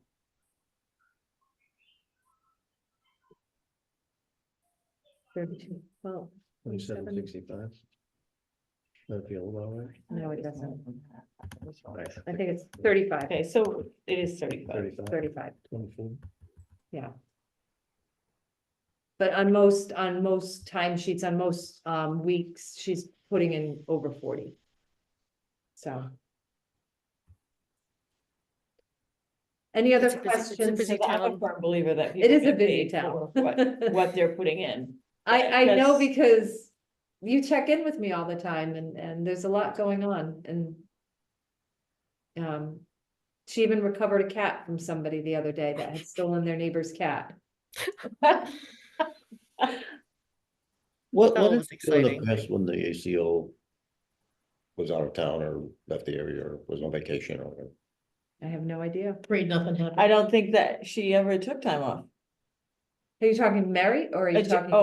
Jan? Jan. Just Oh, I I'm not covered for picking Jan. anybody in particular, just. When Jan was on and she took vacation, I covered for Jan. In general, and just prayed for no emergency calls. Except for on New Year's Eve. Except for on New Year's Eve, yeah, when there was that emergency call. But no, and I help out Erin as well with her volunteers as much as possible. Just so that she doesn't always have to be. What were we doing 6 years ago? I'm not trying Who to pick on knows? anybody or anything. That was We're when we were contracting or we were with NECOG. Yeah, This 'cause that's when program she has got been paid. reopened, it's in its 5th year, I think, because we did it our first year Right, on the board. And prior to that, we had NECOG for like 5 years. And then prior to that, we had an ACO who was minimal hours. mhm. But she did a lot. But did she, more hours. again, did above and beyond, yeah. It's the nature of the job, I think. Just people who really care. Yes. They care about animals, they care about their Yes. job, they care about their work and that's. Yeah, But I would really like it to know if that is exact, if it's 35 hours, It is. it is. Yeah.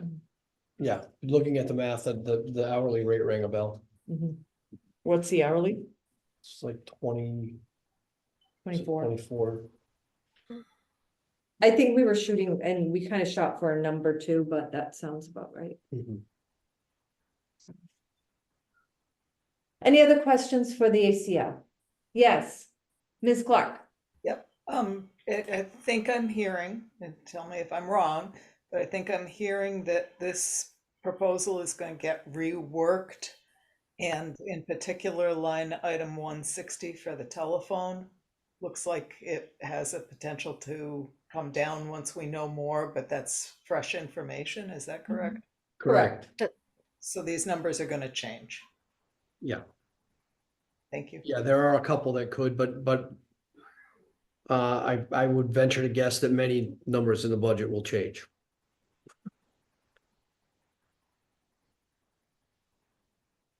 Any other questions, comments? Yes, Ms. Jessica Bolte. 71 Riverside Drive, is there a full quote for the fencing that's needed yet? Erin, what did we get for the full quote for the fencing? Was it around 11,000? It was around that. I'd have to add up the exact numbers. Again, but you were gonna look for a couple other fencing companies, correct? Yeah. Yeah. And that's just a time issue. to schedule them to come Yeah. and take measurements, et cetera. Yeah. The one that I got the quote from said they could do it fairly soon. However, obviously I told them that we'd have to run that campaign first. Right. Yeah, Amy, that's Yeah. gonna be my person too. So I have, as of last week, because I added on another one, I have a group. 2 groups of girls that could essentially take that on as a bronze/silver project. Depending, they would have to fundraise outside of cookies, but it's something that they could potentially assist with.